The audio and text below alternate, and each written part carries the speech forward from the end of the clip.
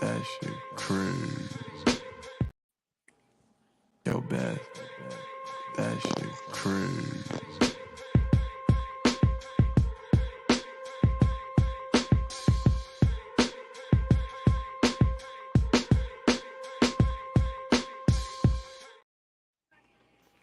On a Friday night. It's All Even with your boy Barry Grant. You can catch me on Instagram and Twitter at All Even Podcast. You can listen to the show on Podbean. I'm on Podbean now, as well as Apple Podcasts, Google Podcasts, Spotify. I'm all over the place. Trust me, go to YouTube, hit that subscribe button right there. Like, share, and comment. Tell a friend to tell a friend because the page is growing. Where's Claw? Let's do it. Shouts to Claw, man. What's going on, baby? How you doing? Everything's fantastic, man. How are you? I'm all right, man. I had a rough week. Not rough, but different for me. You know, I started a new job, so you know, they called me the Undertaker at work. Yeah. You guys don't know what I do. It's rough. Trust me. I'll tell y'all off pod. But it's crazy what you do for $1. My boy Bishop is here. How you doing? What up? Live show part 2, and you're here for episode 176. I don't really talk about the episode numbers, but once we get closer to 200, you know, there's a reveal I'm gonna put out there. How you doing, man? 2 weeks in a row, man. Yeah. That's what's up, man. Don't get crazy with your fucking Nets talk tonight, all right? Listen, man. That's all I got. Football season's over for me already. No pause to that. Ricky Fang's in the building. I'm back. Yeah. How you doing, man? Feel great. I'm good. How are you? You good? I am fine. How was your week?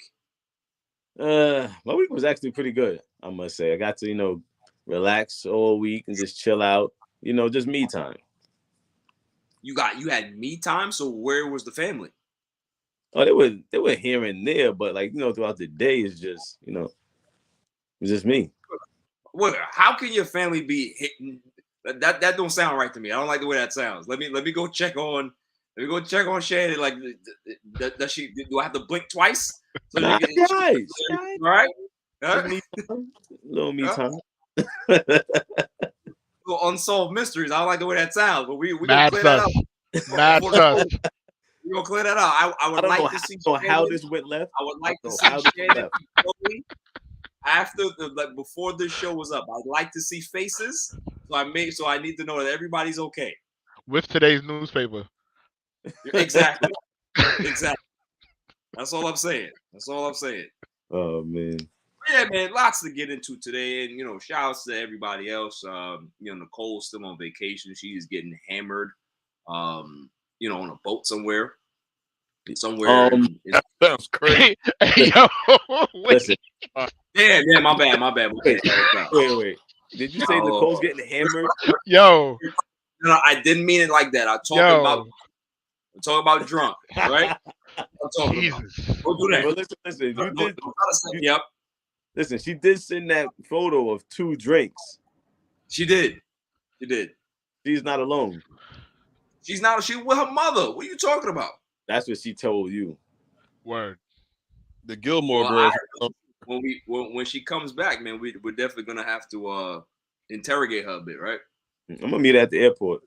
Because if she doesn't have any pictures of her mother on vacation, then we already know what's up. No, it's just somebody went to the airport. We find out what time she comes in, and we stand there with her. We'll find out. Yo, this sounds crazy. What? This whole conversation sounds crazy right now. So. Yo, listen, we need going on with Nicole. We are very intrigued, especially Freaky. Freaky's always asking Nicole some wild shit. But listen, shouts to Nicole, Silent Assassin. Where's Phil? GQ Phil. You got a computer? Guys are just missing. But they'll be back. Jimmy on furlough? Jimmy's definitely on furlough. He hit me up today. He was like, "Is there no pod today?" I said, "Not in studio." Looking for something. Stay your butt at home. But lots to get into today, fellas. We got Thursday night football. We have week 5. Damn, week 5 already. Predictions. We have some Kaepernick news as well. Jets watch. We got to talk about Jets watch. Marshawn Lynch dropped some bombs. I loved it. Right? Definitely was on Club Shay Shay and kept it 100 because I feel just the way he felt about a certain individual. Right? Jonathan Taylor said he will suit up for the Colts. So a lot of people that have him in fantasy, I'm sure they're doing backflips right now. Cooper Kupp returns to the Rams in week 5. So, Rams been playing pretty good football, right? In the last couple of weeks, man. So I want to see how they're able to incorporate him and see if they can be able to keep it rolling. NBA training camp is underway. We're going to talk a little Brooklyn Nets. We're going to talk a little Los Angeles Lakers. There's some back and forth still going on. Mike Malone trying to walk it back a little bit. I don't like that. Keep that same energy. James Harden, he actually showed up to camp, which is crazy. I'm pretty shocked. I want to talk about this new. I don't know if they're calling it a death lineup for the Warriors, but there's an interesting lineup that they've thrown out there that I think they're gonna use that for the first preseason game. So I want to pick your brains about that. Lauren Hardy. Oh, excuse me, not Hardy. Lauren Holiday. Let me get her name right. She penned a letter for her husband. So I'd like to discuss that as well. Irrelevant news of the week, and then the greatest segment on the planet, dummy of the week. Now, before we get into that, what's the biggest trending thing that's going on right now? Does anybody want to say it? I think Claw had mentioned it off camera. So what is it, Claw? What is the biggest trending thing right now out in there, out in the public? I mean, outside of the Sexy Red Tape, we go Jizzy Drake album, man, for the dogs, or for my dogs, or for all the dogs, or something like that. That joint rocking. So you give it a 10 out of 10? I give it for a Drake album. Now, if anybody don't know, like Drake albums don't be what they need to be. It's just weird. He never has a solid, complete album. Maybe because his fan base is too big. But this one has got some smokers on it. Definitely, I think the lead single was like a freestyle. But 8 a.m. in Charlotte, he was going off on a boom bap beat. Blacking out, son in the video doing some Puff Daddy dance. So it was a vibe. I liked it. Did anybody else listen to it? I listened to it. It's pretty dope. I listened to it too. Yeah. Okay, Freaky. So give me some insight, man. Do you agree with Claw or do you have some kickback? I agree with Claw because I feel like Drake make music for everybody. So being how he makes music for everybody, his albums aren't going to be like fire just to one person. You get what I'm saying? It's like a variety of different of music in there. So, but I feel like it was dope. It's definitely you definitely get your certain tracks where it's like I could zone out to this and just chill with this. I could ride late night in the car, listen to this. Like you got your classic Drake in there. You know what I'm saying? Pause. Okay. And my resident hip hop enthusiast, Bishop, what are your thoughts? I mean, like Fang was saying, he does a lot of different things. So he has a lot of different sounds. So he has to appeal to, and he has such a wide fan base. So he has to do different things to appeal to different fans. So for me personally, it's not the best hip hop album. For me, I like some of the tracks. Like my favorite joint is the one with J. Cole, of course, because J. Cole is one of my favorite rappers. He's one of the best lyricists out there right now. Mm-hmm. But like it was all right. It was good. I wouldn't say it's bad. It's good. The sounds are good. The production's good on it. So you can't really complain about that. So I say I give it a 7. Here's my question: Is Drake considered hip hop? Yeah. Yeah. 100%. A lot of hip hop. Yeah. Yo, the thing about Drake that's dope, like outside of all of, the hit records and the appealing and being a superstar, like he's really a fan of backpack rap. Like he studies lyrics, he studies people's stuff. You know what I'm saying? Like in order to be able to manipulate flows. Like he the only person that I heard get on the song with Bad Bunny and do his verse in Spanish. Okay. I had to give respect for that, man. The Puerto Ricans are gonna go crazy for that. Right. If Yeah, you like really love he's them that, not scared to try shit, you know. yeah, Right. he been in there, bro. Like he really meted it up. So Yeah. it was I mean, let's be honest. Drake could go ahead and put out rubbish right now, and people will still accept it because That's he's been true. putting out fire for years. So if he gives you rubbish, you going to take it and like it. Well, that Nah, you know what I like though? The thing I like about Drake is like, let's say it's a type of hip hop that he's that he's interested in. Like he'll actually go and chill with those people, get to know their culture type stuff. You know what I'm saying? Like he was in London, with with all those guys out there, so he taps into like the culture. You get what I'm saying? So I really appreciate that. Yeah, culture vulture. Nah, I wouldn't say culture vulture, bro. Nah, he just likes to, if he's gonna immerse himself. It's Right. almost like being a method actor. Like he gotta immerse himself in whatever style he's trying to portray in that song. So just to make it feel authentic for him. You know what I mean? So you can't knock that. You putting in the work, as long as it sounds good, that's it. And I'm he not. give what I'm saying, he give credit, like he'll do a track and sample something that like the originals of that of that time did, or what I'm saying, just to big them up, to give them their props. Yeah. All right. Listen, man. You guys are the music guys, so I'm gonna leave that up to y'all. And I'm not even a Drake head like that. Yeah. I'm gonna stay out of it, man. My opinion don't mean nothing with this. I just wanted to ask. But what I would ask about here, Sexy Red. Bro. Guess it ain't pink. Shots. Yo. Shots. Hey. Man. I just heard about it. I don't know what's going on. Listen, all I know right is the video came across my eyes in a group chat, and there's no way I could watch that. I'm not watching. Look, I refuse. Listen, fam. Listen. Not watching. My attention today. So I said, let me go ahead and send it to my friends. I'd love to know what they think. Because when I saw it, for the little 30 seconds that it was on, dude, what did you expect it to be? Did it meet all of your expectations? You thought it was going to have some kind of production value to it or something? Wait, my thing is, it wasn't even the production value that bothered me. It was the fact that she had the bonnet kufi on her head. Oh God! Yo, but because it wasn't for public consumption. I don't care. I don't care. Oh man! Bonnet kufi on the head, and then, listen, man. Women do a lot of wizardry in regards to their figures and how they really look. Top half, I'm gonna just leave it alone. Yo, if I go any further, man, it's gonna get ugly. We can move on. So we can move on. Yo, look like Young Thug.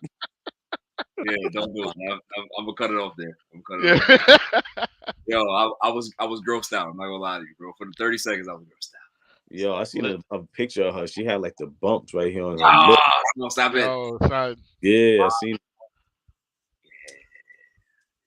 Yeah. So we're gonna move. We're gonna move. Yeah.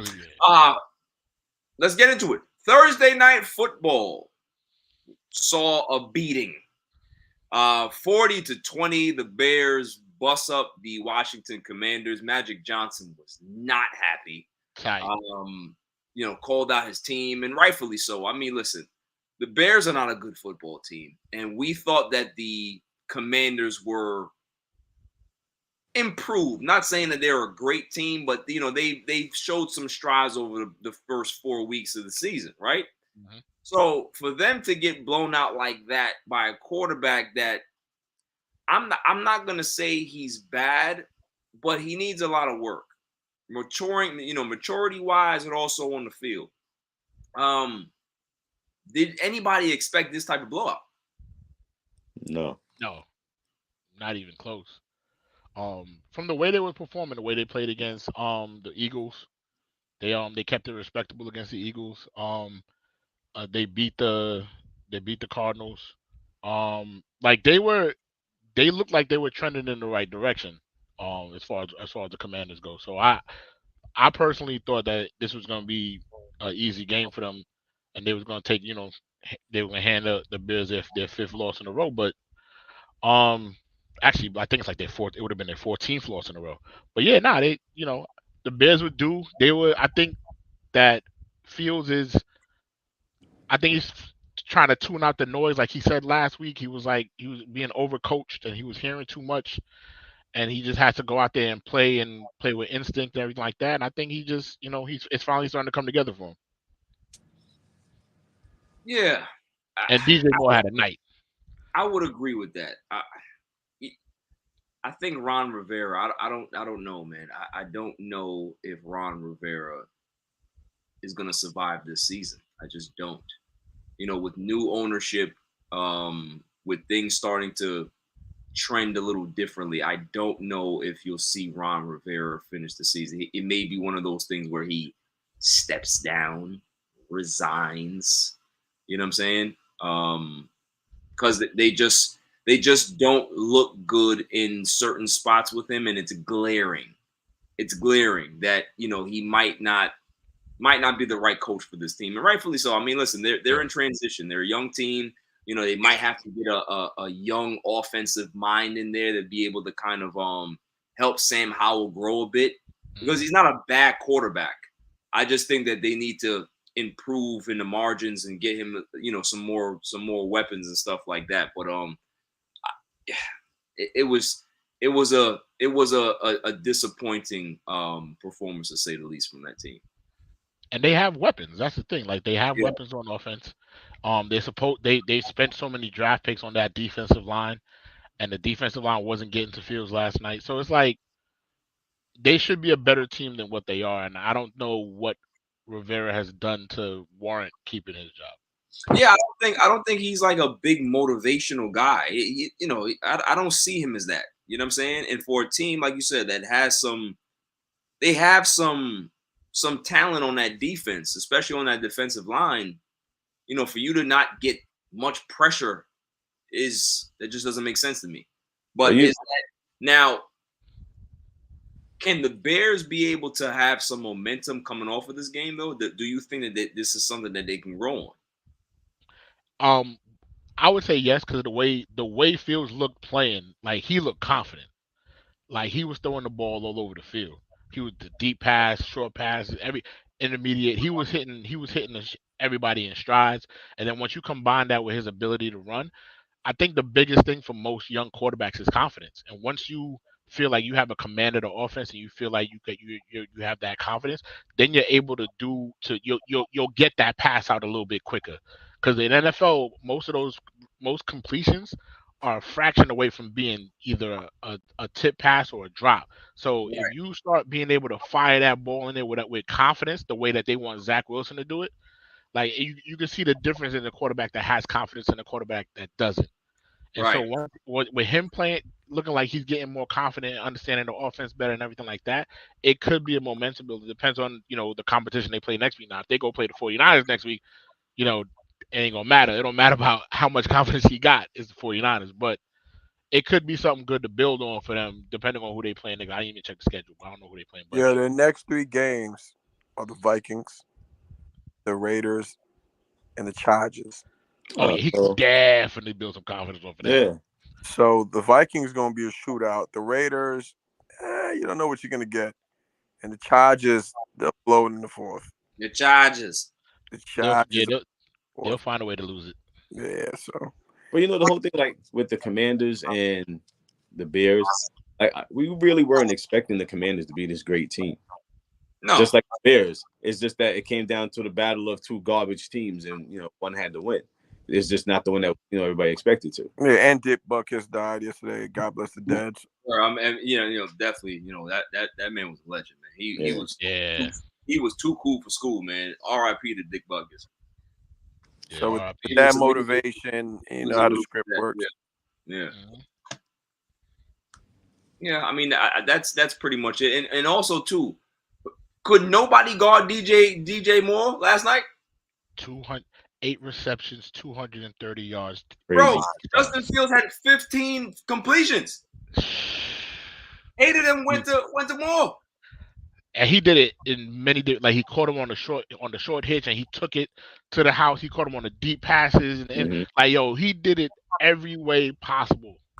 yesterday. I don't know what was going on. At some point, you gotta put 2 people on him. But seriously, like, who else is on the outside that you can actually be able to like have to worry about other than DJ Moore? They don't really have like a real solid number 2 other than Cole Kmet. Like, that's it. Well, remember they had Remember they didn't even have Claypool. Claypool was home because they made him stay home. No, but they just traded him, but they made him stay home. They told his ass to stay home. It's like, you want to talk crazy in the media? Yeah. Hey, take the rest of the week off, buddy. Yep.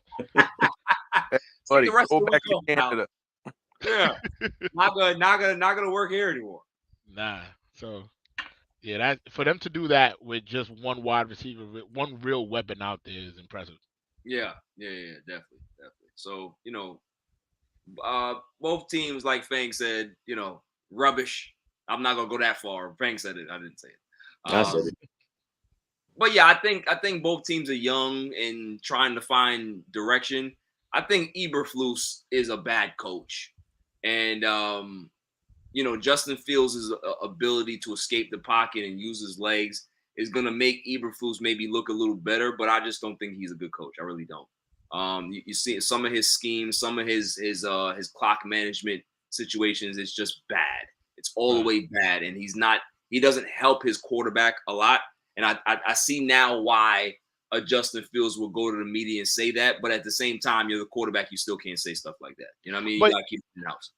But to me, I felt like that was a little. It was a little misconstrued to me because I felt like he was saying like they're telling him to do all these things, and then when he gets on the field, he's there thinking about it instead of just playing. You know what I'm saying? Like I don't think he was mad that he was. Job is. But no. But what he was saying, it's on him. That's what he was saying. Like he said it was on me. He was saying that he was thinking too much and that he needed to just go out there and play. Like it wasn't that he was getting like it was bad coaching. It was just that he was getting so much information and then he was just trying to process it on the field. And he was like, at some point you just got to go out there and play. Okay. And that's what, because when you watch, like I listened to they had like a whole clip of it and the way they cut it, they was cutting it to make it seem like he was going at the coach, but he really wasn't. And then he even came back later and said, "Nah, it's on me. It's not on the coach. It's not on nobody. It's on me." Just checking. I like to be thorough. You don't need you going crazy. You know what I mean? But you always coming in and trying to clean stuff up. Don't be trying to clean stuff up on the old podcast. Listen, man. You like to be for the organization. I like to be for the players. All right. Yo, I'm gonna come out for the players now. God damn it. I am a union guy. Okay, I'm all for the job, not for the guy. Exactly. You're not for the worker. Right? You're not for the working class. Right? Damn the workers. Well, look. Damn the workers.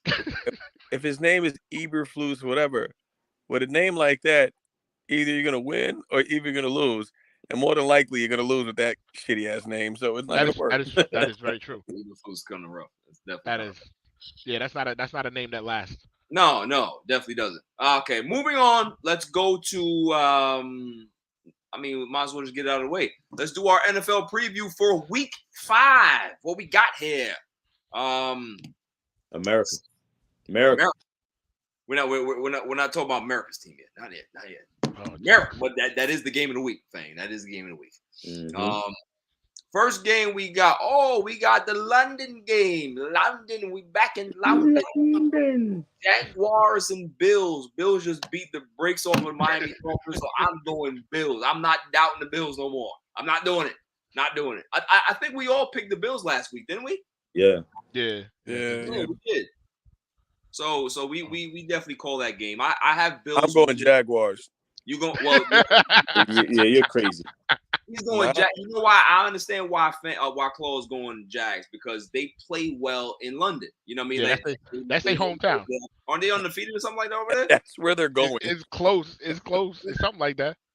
Yeah, that's where they're going, bro. That's their new home. That's the only reason I would say it wouldn't be a bad pick to pick the Jags because they stayed there last week, so they're not gonna have any jet lag, anything. So they got 2 weeks over there adjusting to that time. And all of that, and they already played a game last week, so that's what might hinder the Bills a little bit is that they're going over there. It's gonna be a different time zone, playing a different time of day. It's gonna be a little much for them. Yeah, I mean, I don't disagree with that, but I'm still going Bills. Still going Bills after they beat the hell out of the Dolphins. They're gonna beat the hell out of the team. So I got the Bills winning this game. I think it's gonna be a bit of a shootout. 35-30 Bills. Bills, yeah. Yeah, it's still the Bills. I got the Bills. Yeah, still the Bills. Moving on. We have a 1:00 kickoff with the Titans and Colts. Will Jonathan Taylor play? Maybe not. Tennessee is -2.5 on the road. This is an interesting game. This is a tough game to kind of call for me. Both teams have a pretty solid defense. I think, Tannehill is Tannehill. We know that what he does, right? And what he doesn't do. Richardson has really, really looked good in these first few games that he started. But what's the X factor here? I think the X factor you have to see is going to be the running game. It has to be Derrick Henry. It has to be if Jonathan Taylor plays, because if he does, it brings a completely different dynamic for that football game for the Colts. So, gun to my head, if you're going to pick one, I mean, Colts are at home. I like the way Richardson looks. I think that they pull off a slight upset. I don't see that this is a huge upset, but I think I got the Colts winning this game. Yeah, I can see that.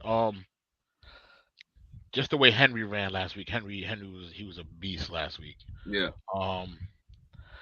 But I do like that. I do like that Colts team, and I think they rally around that quarterback. I think they like the way that he plays. Yeah. And like you said, if Taylor does play, that really changes things. I don't see why he shouldn't, unless he's just not in shape. But if he's in shape, he should be able to play because he knows his playbook. It's not like he's going to a new team. He's going back to his same team, and they should already have stuff schemed up for him. So I'd say he probably does play. And I guess I'll go with the Colts. I have no faith in Tannehill. I never do. So we got two for the Colts. Fang, what you got? Tannehill's a bum. And Taylor, if they bring Taylor back, trust me, he's gonna be very comfortable. He's gonna be very comfortable. So I'm going Colts. Okay. And Derrick Henry is a beast. Definitely is. Claw, what you have?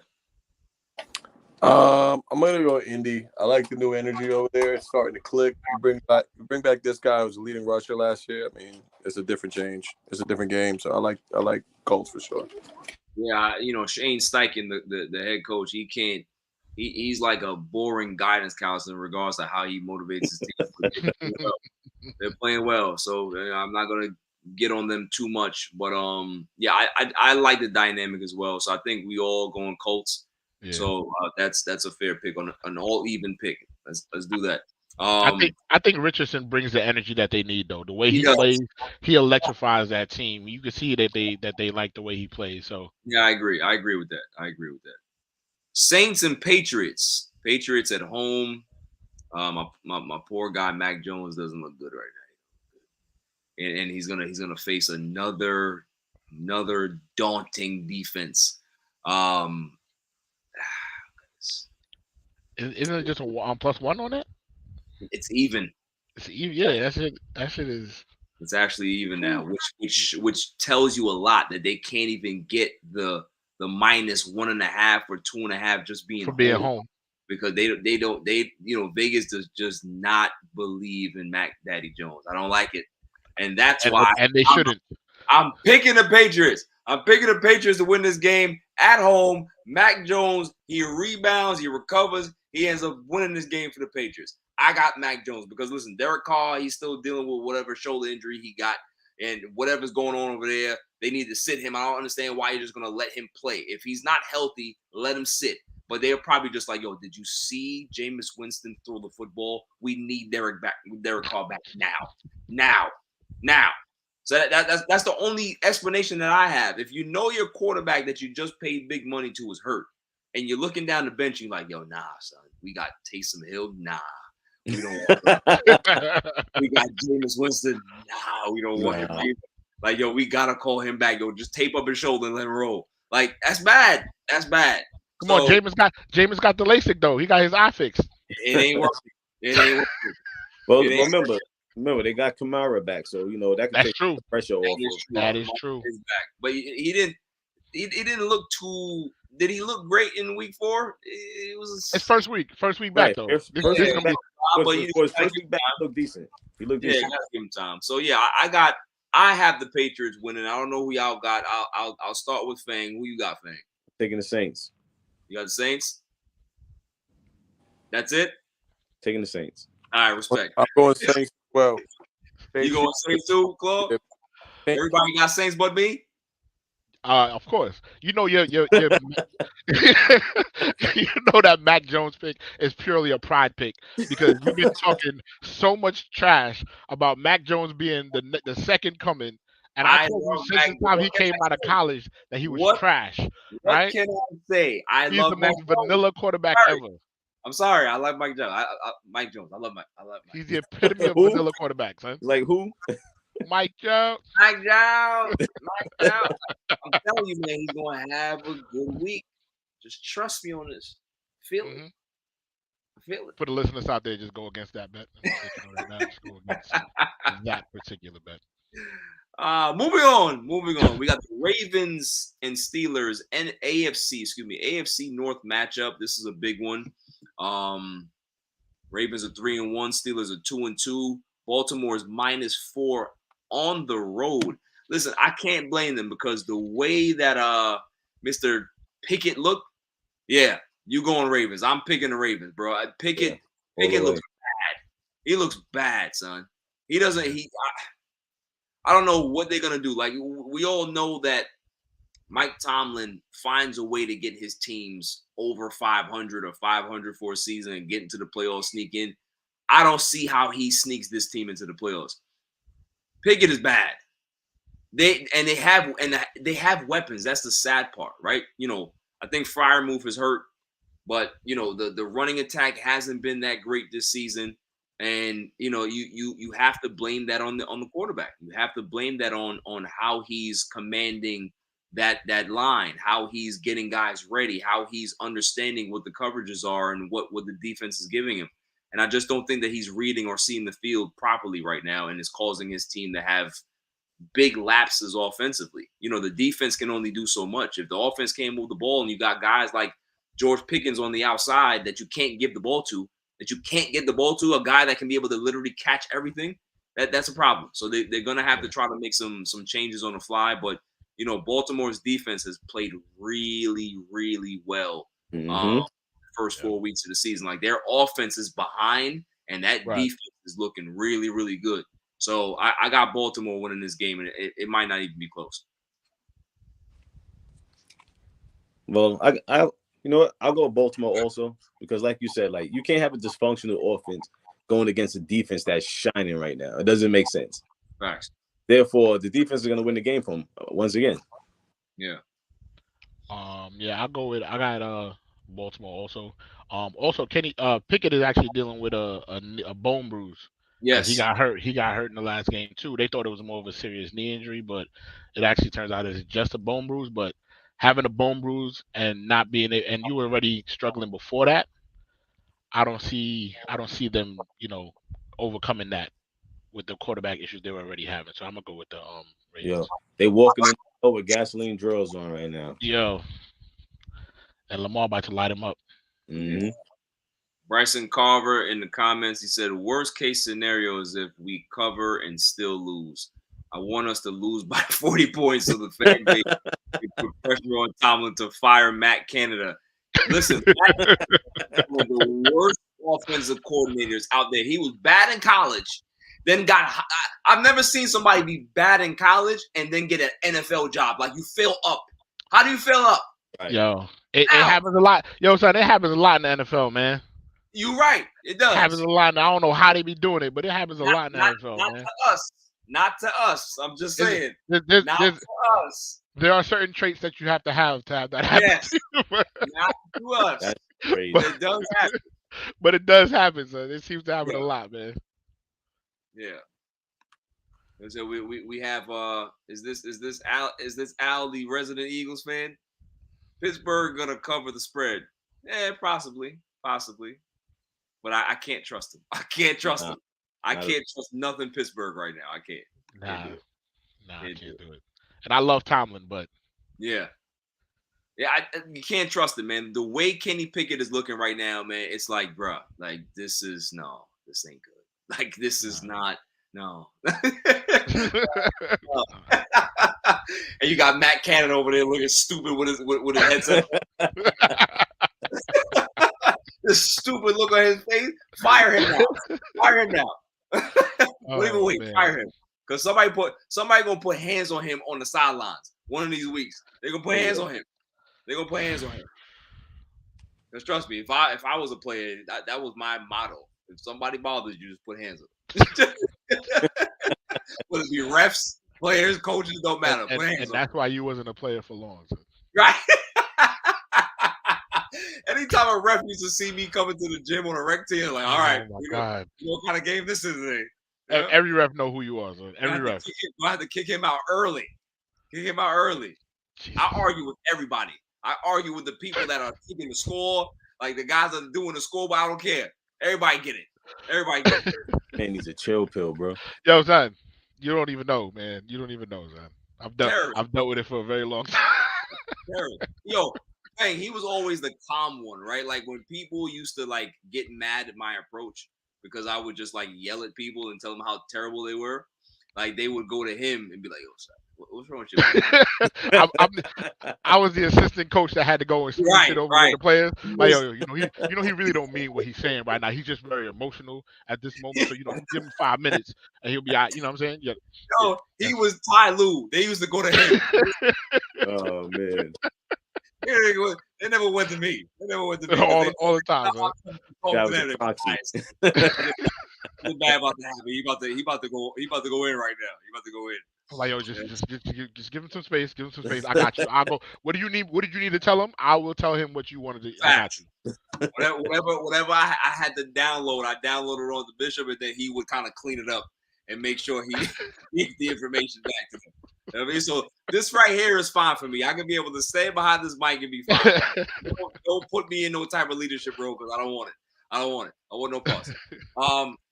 Moving on, we have Texans and Falcons. Both teams are 2-2. Falcons are at home. They are -1.5, so they get that little 1.5 boost at home. This is also another interesting game because you got a tale of two quarterbacks. One guy is a second-year guy in Desmond Ridder, and the other one is C.J. Stroud. C.J. Stroud is looking phenomenal right now. This kid looks poised. He looks calm. He looks collected. He looks like he knows exactly what he wants to do on the football field. And for a rookie, that's that's a good sign, right? Like the last time we saw this, obviously we saw it with Joe Burrow. We saw it with Justin Herbert, right? This kid is starting to look like he was supposed to be the number one pick. Like Bryce Young gives me Zach Wilson vibes. He does.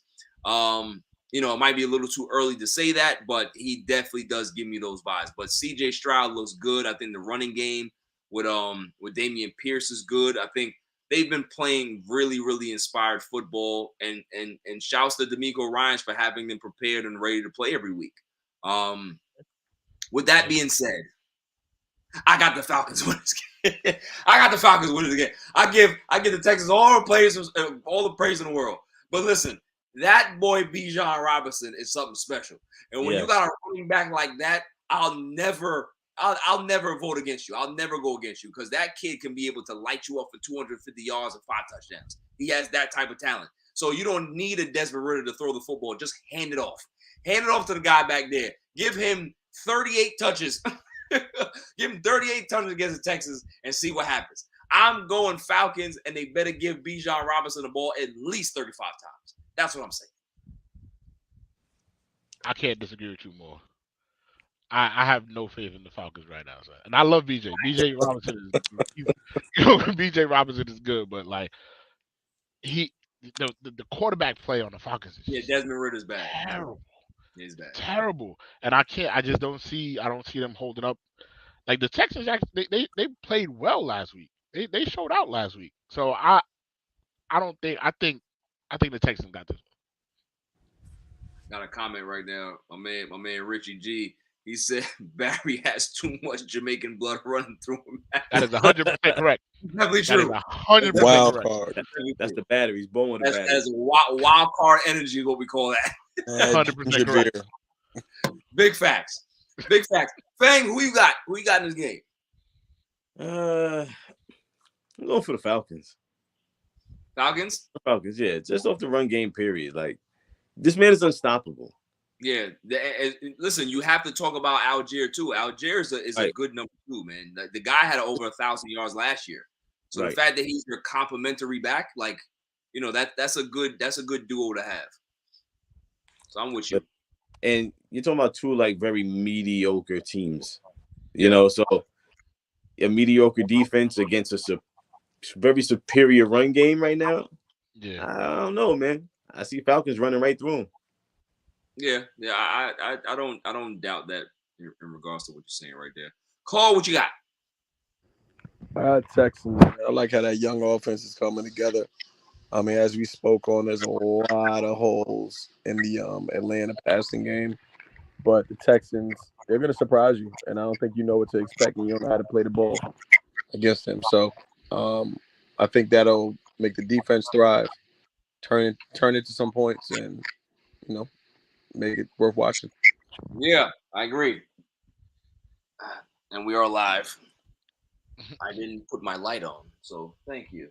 Turn it on. Hey, there we go. Yeah. All right. Who's next?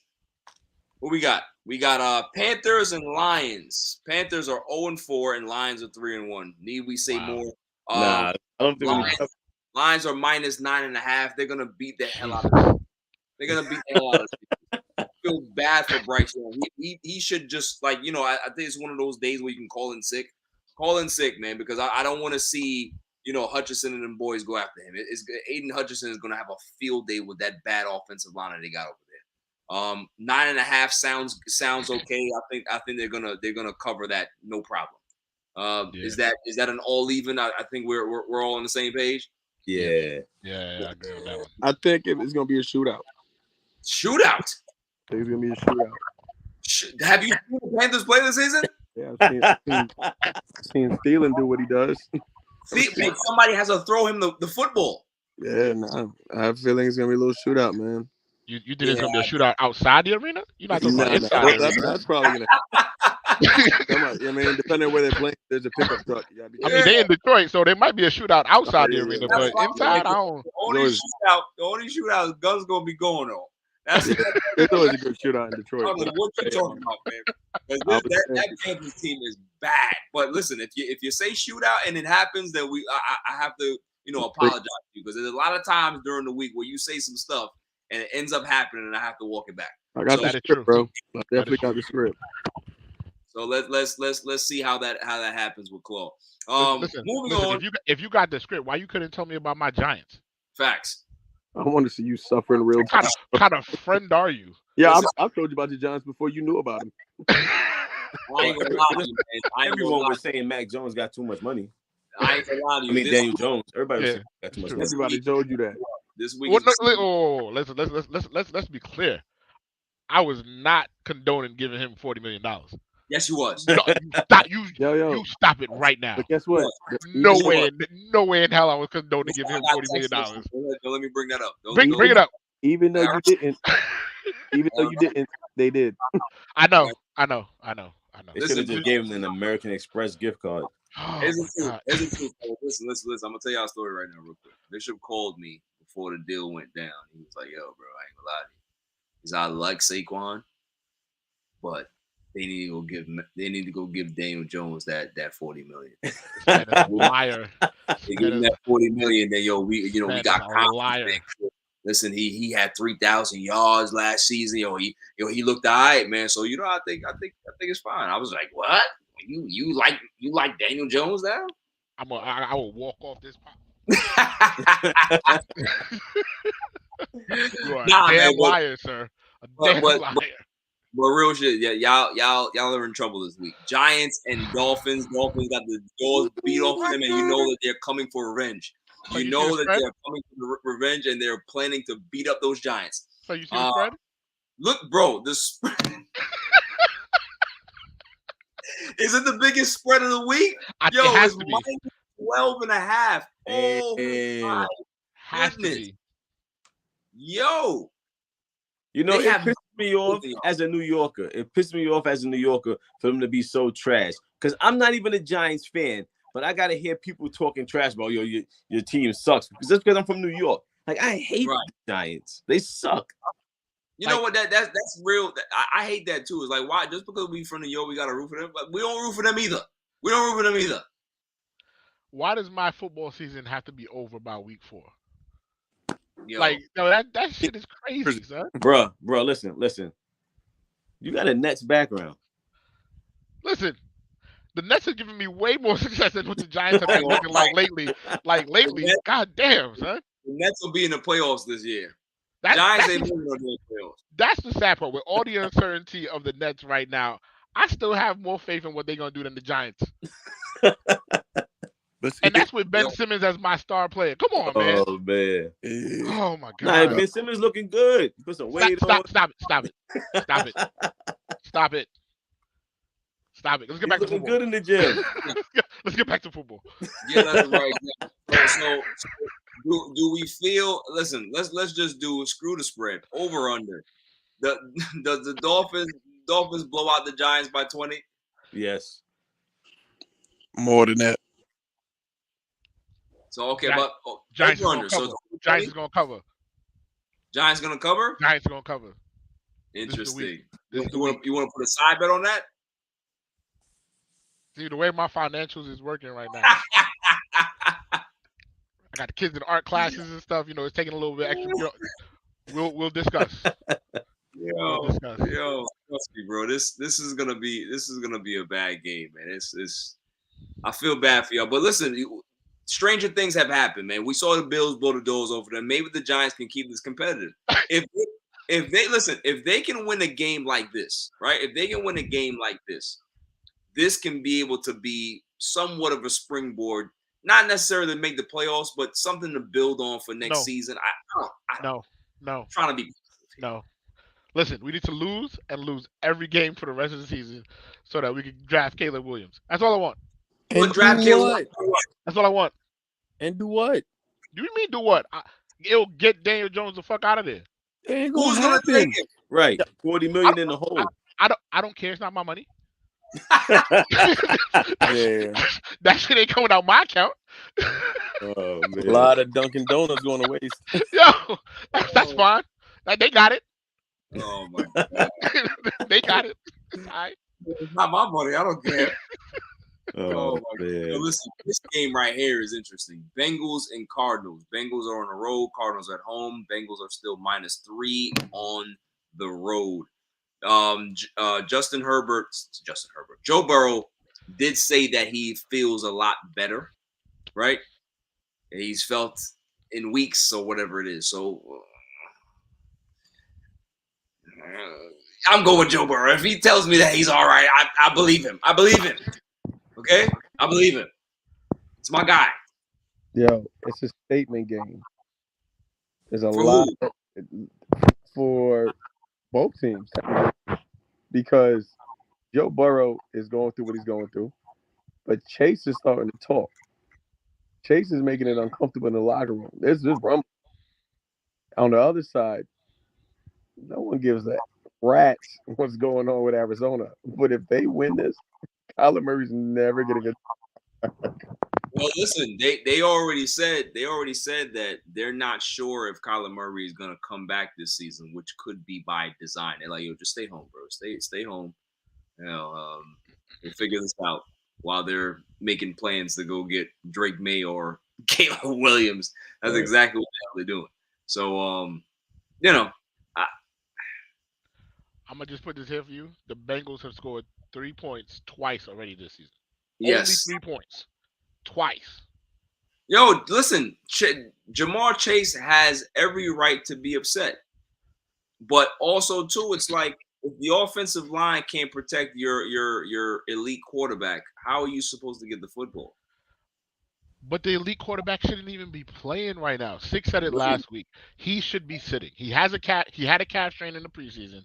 Yes. Like you said, what comes after a calf strain? Yes. You know what I'm saying? Yo, sit his ass down. He hasn't showed you anything yet this year that would tell you Oh, that you should be putting him out there right now. You just risking other you than just the game risking that him he getting hurt more. won, yeah, he was halfway decent in the game that they won. Other than that, he's been fried fricassee ass. He Yeah, can't move. He can't yeah, move. You can see it. yeah. He needs to sit his ass down. That's it. But they have a rookie backup. They don't want to go to that. They did. I think the Bengals look at it like they feel that they can still make the playoffs. If they felt that this was a lost season, Stop. they would have played them already. They're not making the playoffs. Come on, man. In the way in that he's division? looking, come on, you might as well just put the rookie in. What's it? It's You Joe know, Burrow. Yeah. Yo, son, Bang, that's it's but Joe it's Burrow. your future. He is your future. right? You gonna keep putting him out there to get to get something more serious happen to him, and then your future is in doubt? Come on, man. That don't make no sense. Right. That's the And point. Burrow ain't doing nothing. How much they just paid him? How much they just paid him in guaranteed money? $1 billion. Crazy. Yo, sit his ass down. Right.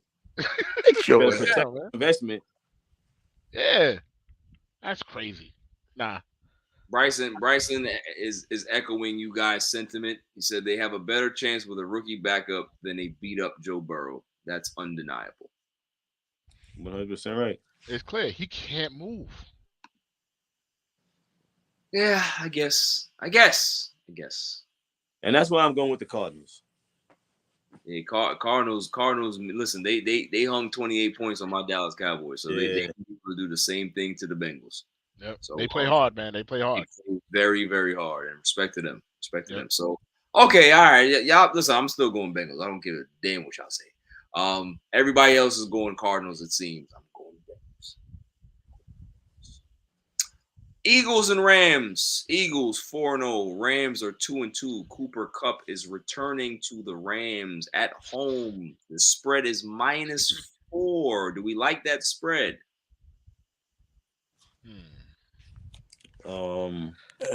Yeah. Eagles gonna wax them, bro. I don't think so. I don't think so either. I think they're gonna wax them. Eagles are due for one. Like, we got Cooper Kupp back. Nah, he's not gonna. He's not gonna change enough to beat the Eagles. You're right about Cooper Kupp not changing, but you know who else? You know who else gonna change? My man Puka Nacua. Yeah, Puka different. Puka is different. That's what's gonna change stuff. That's my man right there. And with him on the other side of Kupp, that might open some things up. Yes, sir. Yes, sir. And plus, listen, they've been running the football really, really good with Kyron Williams. The defense has been playing really well. Like, I'm impressed with the defense. This is not going to be an easy game for the Eagles. The Eagles have been in some dog fights this season already. They haven't looked good. Yeah, they played mediocre teams. They haven't played their best football, but they are 4-0, so you got to respect them for that. Right. But at the same time, this is a game. It's not a trap game because the Rams are not a bad team, but this is a game that they better take seriously, or the Rams can punch them in the mouth early and get this thing over with real quick. Yeah. So yeah, they could make it a shootout. They could really make it a shootout. Yeah, I agree. I got the Rams winning this game. I like the spread. I got the Rams winning. I don't know if I got the Rams winning. Oh, go ahead, Chloe. Go ahead, Chloe. You got it. No, I'm just saying I'm going Rams. Yeah, Eagles are due for one. Yeah. Listen, Bryson just said in the comments. He said the Eagles made Mac Jones look like Tom Brady. So that's your dream right there. He's right. That's your dream right there. He's right. So you have to be able to see if they can be able to stop this offense, and I don't think the Eagles can. I really don't. Fang, what you got? Yeah, he's right about Philly's pass defense is awful. Yeah, he's right. I don't know, man. I see the Eagles pulling out. Pause. I see the Eagles taking this one, and honestly, I think it's gonna be by a bigger spread than you think. That's crazy too. Damn, I ain't no way to say it. Oh well, bigger spread. I'm not hearing it though. Oh yeah, it's. I'm just pressing it. Just pressing it just for muscle memory. I can't hear. Yeah, so I have the Rams. Bishop is picking the Rams as well. right? Yeah, I think so. Yeah, I Claw think I at least pick them to cover. I think they at least gonna cover. I can't. Gang has them Eagles as I'm the taking the Eagles. All right, who's next? We have Jets and Broncos. Jets are on the road against the Broncos. Broncos are -2.5 on, not on the road, but at home. This is a game that the Jets can win. We have to take the NFL weekly, right? And what I say is that just because you know things looked a little good against the Chiefs does not necessarily mean that can be able to translate into the next week. However, this this Denver defense is so bad that if you cannot get your running attack going against this team, you might as well pack it the fuck up and just start playing the bench guys. If you can't get a Dalvin Cook and a Brees Hall going in this game, just it's over. It's over. It's really, really over. So I would hope that the Jets would win this game, but I don't trust Zach Wilson. And Russell Wilson has looked better in the last few weeks throwing the football, Yeah. commanding that offense. The defense is what it is, but their offense has not looked too bad. So, but I will pick the Jets. I'm hoping that they do right by the offensive line, by the running backs, and just feed the running backs, man. Give them at least, I don't know, 39 touches apiece. Like these guys can be like they have one of the best duos or tandems in football that's not being used. You know what I mean? So they have to find a way to get them going, man. But I got the Jets winning.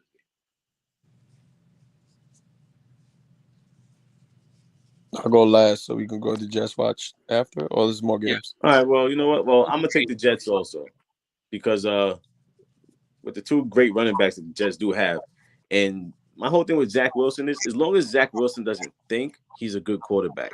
He just needs to throw the ball. All right. As soon as he starts to think about it, he's horrible. Just get out there and let the ball go, and he's all right. All right. Who you got, Claw? You gonna save it for Jets watch? I'll save it for Jets watch. All right, cool. So I have the Jets. I think. Who you got? Yeah, I might go with the Jets too. Even the Broncos actually got rid of Randy Gregory today too. So He's trash though.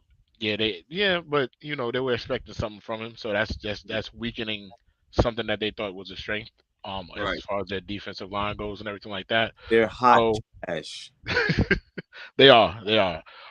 So yeah, I think I'm gonna go with the Jets too. I think Zach is getting some confidence, and if you looked on that sideline after that game, his teammates seemed like they were actually trying to pump him up and rally around him. So, which is something they didn't do at all last year. So that's a good sign. So I think the Jets might pull it out. Pause. Yeah, definitely. Yeah. So next game, what do we have? We have the Chiefs and Vikings. Vikings have played hard this season, but it ain't gonna matter. Chiefs are -3.5 on the road. I have the Chiefs bouncing back in this game. Pat Mahomes did not have a good game against the Jets.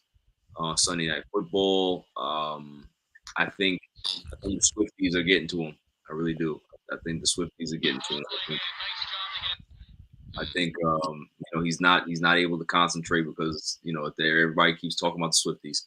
So, but I think he does rebound here. I think the Vikings, there's just something missing with this team. It's like they look good, and then it's just like you can't really trust them. So, got the Chiefs winning. I got the Chiefs winning big, even though they're on the road.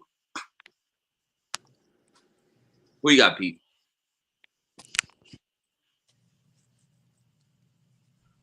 I'm not sure. I'm not too confident in the Chiefs right now. They haven't been playing their best. I think like you said, there is a bit of a distraction going on with the Swifties and everything that's happening. But Get her out. Out. Listen, man, that's what the NFL wants. They're pushing it. They want the Swifties. They're getting bumps in everything. Their merchandise is going up. They're getting They had a higher rating than the Super Bowl for the Jets Chief game. It's crazy to me, but Yeah, that's wild. It's I don't know. I just don't have any faith in the Chiefs. Okay, so feel you're like going Vikings. I feel like something's off a little bit. There it is. I feel like something's off. And I mean, it's look, and it's a rivalry thing, like I feel like I don't know. I just something bothers me about the Chiefs. I don't know what it is. little bit of Super Bowl hangover, and also too their offense doesn't have much pieces on it. Like it's one of those things where they're like, all right, cool, we're the Chiefs, we can be able to plug and play. And he also ran off the street and be able to have him in this offense. But you're starting to see that when you have a lack of talent on the outside, and all you have is Travis Kelce. You're gonna, even though you have Pat Mahomes back there, you still need Yeah. guys to be able to get separation. You still need guys to be able to, run good routes and have a really, progressive route tree. These guys don't have that on this team. There's not much talent in their wide receiver room. There really isn't. No. So, No. they should be looking to trade before that deadline or at the deadline. They need to make sure that they can make something happen. If Mike Evans is available, you gotta go get him. You have to. Yeah. So yeah. Let me stop bugging. Let me stop begging. I'm gonna pick the Chiefs. I'm bugging. Let me bug. Yeah, I got the Chiefs. I'm picking. Bang, what you got, buddy? I was about to say this man's crazy for not taking the Chiefs. He is. At the end of the day, Mahomes is Mahomes, and you cannot deny that the man is who he is. 100%. And you're going up against the Vikings. Like, no one raves about the Vikings defense. Like, come on, let's call a spade. Like, they're gonna win. The Vikings. Oh, you got. I'm gonna go. Why does it sound like you just jumped out of an ice bath? Yo, dude, his mic sounds horrible. What the heck? He Sorry, doing, guys. he Yeah, doing something check. crazy. Now you sound better. Yeah. Sorry, it's covering the mic. Like That's gonna be another shootout, but I'm gonna go Chiefs winning it out. shootout? Shootout. I definitely see it. I mean, both defenses ain't gonna do what they do. Yeah. Everything's a shootout. Have you ever heard Claude talk about it's going to be a defensive matchup? It's going to be No. everything's a shootout. Just shootout. That's it. Listen, he's over there underneath a Snuggie having some hot cocoa or something. That's what it sounds like he's What doing. the hell he's doing over there? But Have a good time. worse, worse. A little rub and tug. That's what he's doing. Listen, who else we got on this list? We have America. Yeah, we do. We got America's team with the game of the week. Cowboys and 49ers. Listen, this is America.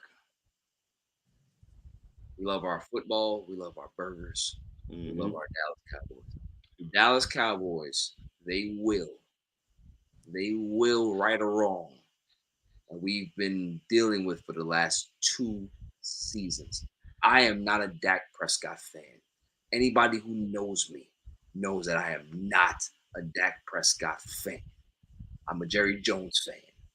They're going to get it done somehow. The defense is going to play well. They're going to play out of their minds. They're going to put Brock Purdy in the corner. They're going to make him realize that he's a 7th round Mr. Irrelevant pick. They're going to make sure that Christian McCaffrey, he doesn't do nothing, because the last time we played him, he didn't do nothing against the Cowboys. Nothing.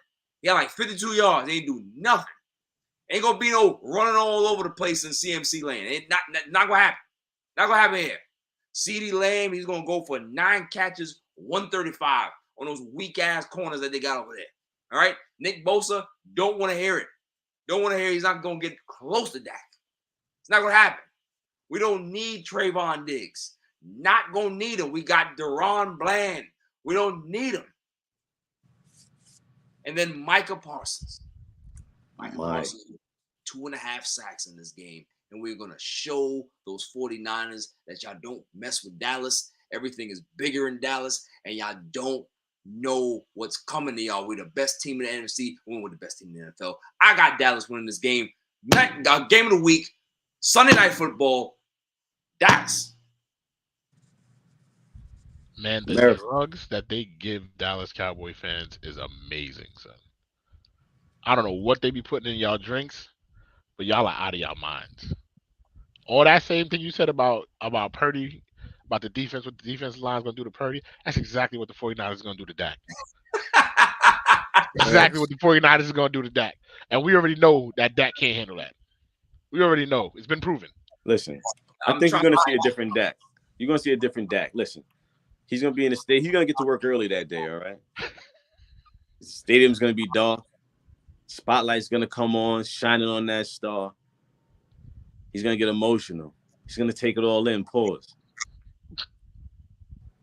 It's like a light's just gonna shine on him. It's gonna be the best you've ever seen. Listen, man, the football spirits. I know that they're still around. They're not dead. But Roger Staubach, Troy Aikman, all of the elite quarterbacks are gonna come to him and put their hand on his shoulder and say, "Listen, right, you just gotta relax.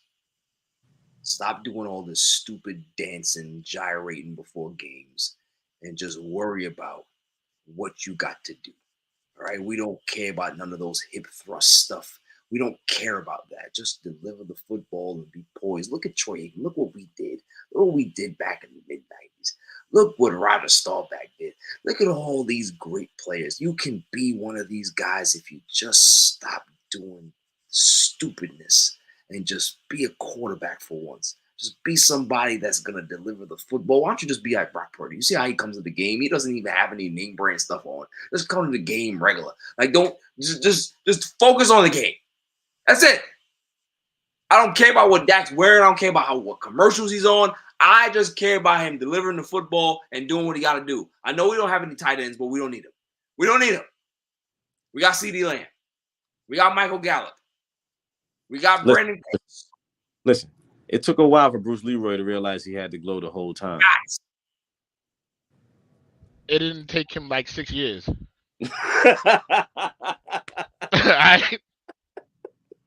Dak been in the league for 4 or 5 years already, man. Come on, Bruce Leroy figured that out in less than 45 minutes. Stop it. Stop it. I'm not even going to ask Claude because I know where Claude's going. So I'm not even going to ask. You guys gonna bust that ass. Listen. You guys got like all this faith in Purdy. Purdy's not as good as you think he is. If you look at the stats, like Dak is better. Dak is a better quarterback. No, he's not. It's not about having faith in Purdy. It's about having no faith in Dak. Listen, and the Cowboys. That's what it is. Listen. Dak ain't playing great right now, but he's not really playing bad. No, he's not Zach Wilson bad, but he's also not playing good. Yeah. You see how he looked against the Cardinals? Stop. Yo, man was you want to know how bad that is? Look at how Daniel Jones looked against the Cardinals. Come on, son. Come on. Stop it. Yeah, I got the Cowboys winning this game, but I don't think that it's going to be a blowout. It's going to be a close game like all the other games have been. Probably low scoring. I got 20-17 Dallas. I see that. Defense going to win it for him again? Yeah, they have to. Because you can't rely on Dak Prescott. They're going to hold the 49ers to under 20? We did it. We've done it. We did it last season. This and ain't the last defense season. wasn't as good. This ain't last season. Y'all don't got Diggs. That is true. This ain't last season. Yeah, whatever. All right, just don't brush my Monday Night Football, Packers and Raiders. Who we got? Jordan Love looks terrible. Is whatchamacallit gonna play? Is what's his name? Quarterback for the Raiders. Jimmy G's gonna play, I think. Jimmy Garoppolo. Yeah, I think he's back from concussion protocol, right? Because that Aiden O'Connell kid, he didn't look bad, but Josh McDaniels is one of the worst coaches ever. Like, it doesn't matter who he's coaching. He is just a coordinator. And he's not a good coordinator at that. Like, he was a good coordinator for Brady. He's not a good offensive coordinator. He's not. He didn't give that kid Aiden O'Connell a chance. The play calling was vanilla. There was just no flair to it. And it's like, this Raiders team is not terrible. They don't have bad pieces. But when you have a head coach that's incompetent, where are you going to go? How far can you actually go? So listen, although Jordan Love looks bad, I'm going Packers. I'm picking the Packers here. Sadly, because I love the Raiders. But I don't think Jordan Love has been. I mean, he hasn't been great, but he seems to fight and he seems to have a grasp somewhat on the offense. So I have more confidence in him than I would with the Raiders and their quarterback and everything like that. So I will go Packers too. That's fair. That's fair. Bang, what you got? I'm going Packers. Okay, that's fine. I'm going Packers. Chloe, what you got? I think he fell asleep under the Nah, snuggie. let's go Packers. I'm with Packers on this one. Is there a tape delay when I ask you a question? Nah, that's just it's the metrics. We're trying to figure it out.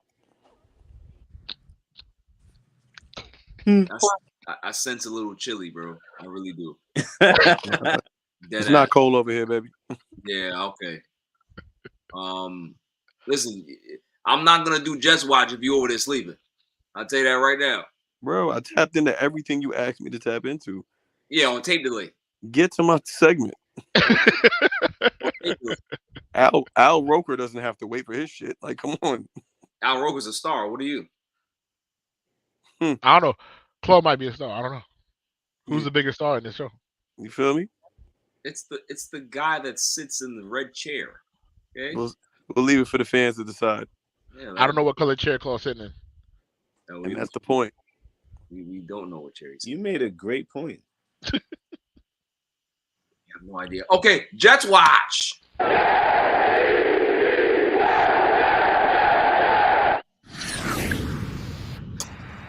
All right.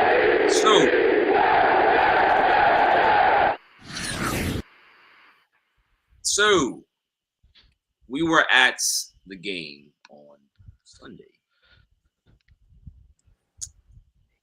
Zach Wilson didn't look too bad. Did not look bad. Listen, the Jets could have won that game. The Jets should have won that game. If it wasn't for those stupid ass refs, they would have won that game. 3rd and 20 holding down the field when there was a mugging that was going on right in front of you. It's crazy. It was nuts. Insane. So, I think this is one of the best games that we've seen Zach Wilson play. Claw, go ahead and detail your experience at the game and what you saw out of the young man. I mean, listen, I was surprised. I wasn't going expecting that, we were going to hold him. I was really surprised when we got those touchdowns we got. But then he just stopped thinking. You can see when somebody gets out there and says, you know what? Fuck it. And he did that. And it showed. And, granted, I didn't know we were playing against 2 teams. But apparently we were. Because the black and white team. Black and white team just G'd the hell out of us when we supposed to win it. And that was some of the worst every time I hear somebody talk about there's a script, man, I'm like, come on now, stop it. That's stupidness. Well, when you see something like that, I'm like, bruh, that's a little rough. Oh yeah. So listen, the offensive line looked like they were playing together for the first time this season. They held blocks that Breece Hall was able to squeeze through. Guys would be able to get off the line. Like, it was a lot going on. Zach had a little bit more time to, pretty much just get where he got to get off. Granted, there were some boneheaded mistakes, and that's going to come. And the defense is still doing what they needed to do as well. So, listen, I feel like we got hope.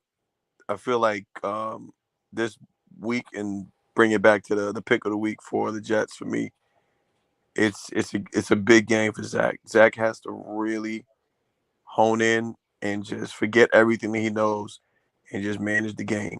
And we'll I think Denver will beat them. They beat themselves. There's no problem. But if we do what we got to do, this could be the start, because the next couple of weeks are a little bit lighter than it's been. And then we just got to get to week 12, man. And Aaron Rodgers comes back, and then we could just walk. Stop. Walking to the promised land where we belong, son. God. Stop. That's all it is. Guys waiting for Jesus to come back. Oh, stop.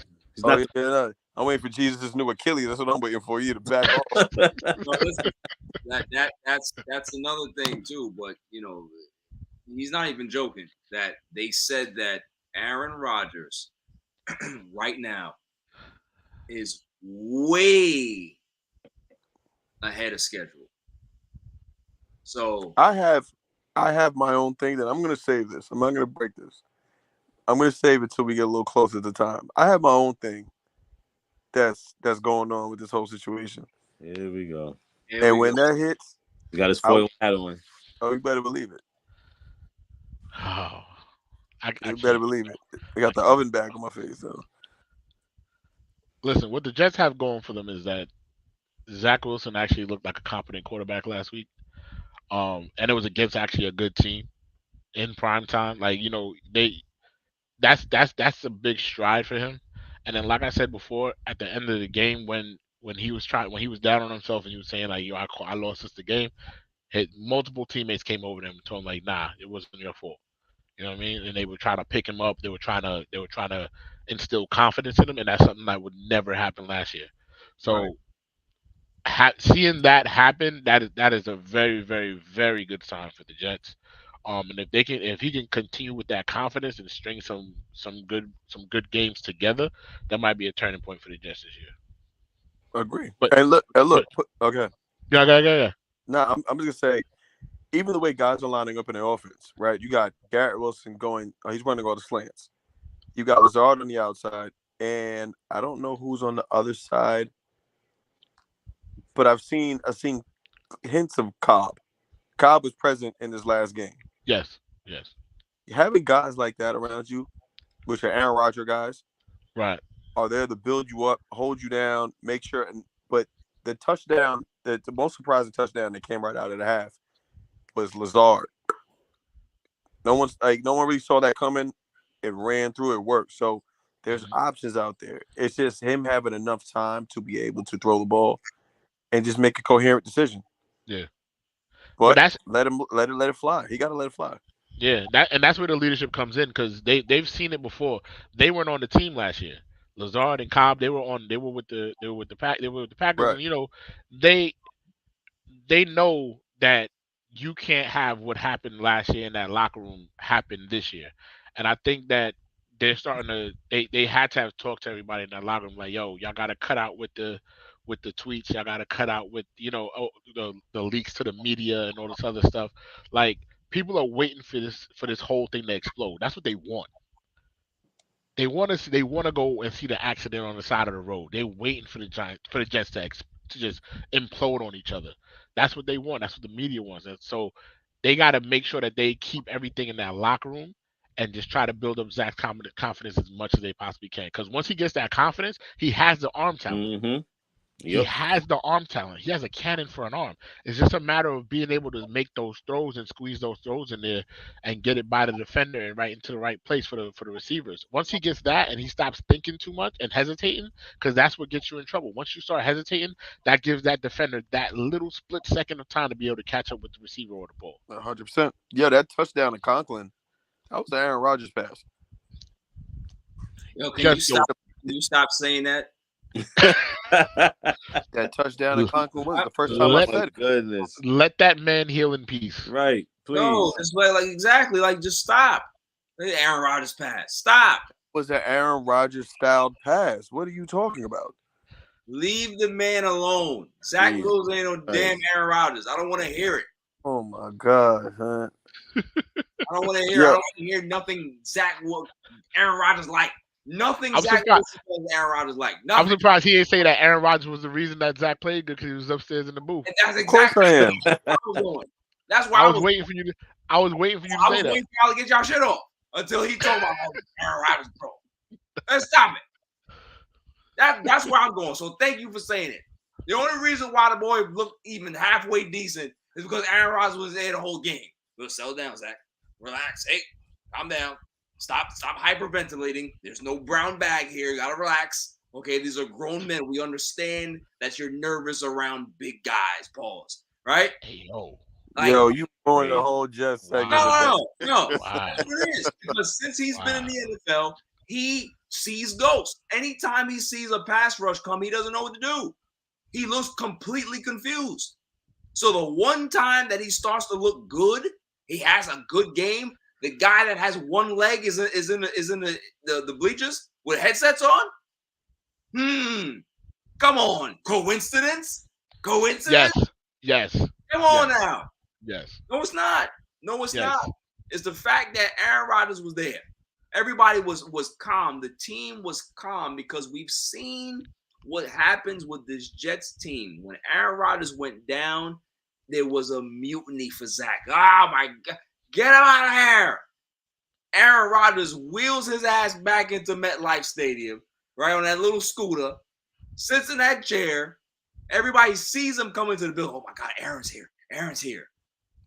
Everybody's now calm and relaxed again. They look at Zach Wilson like, all right, cool. Yeah, I know we don't like you, but we good with you. Aaron's here. Aaron's here.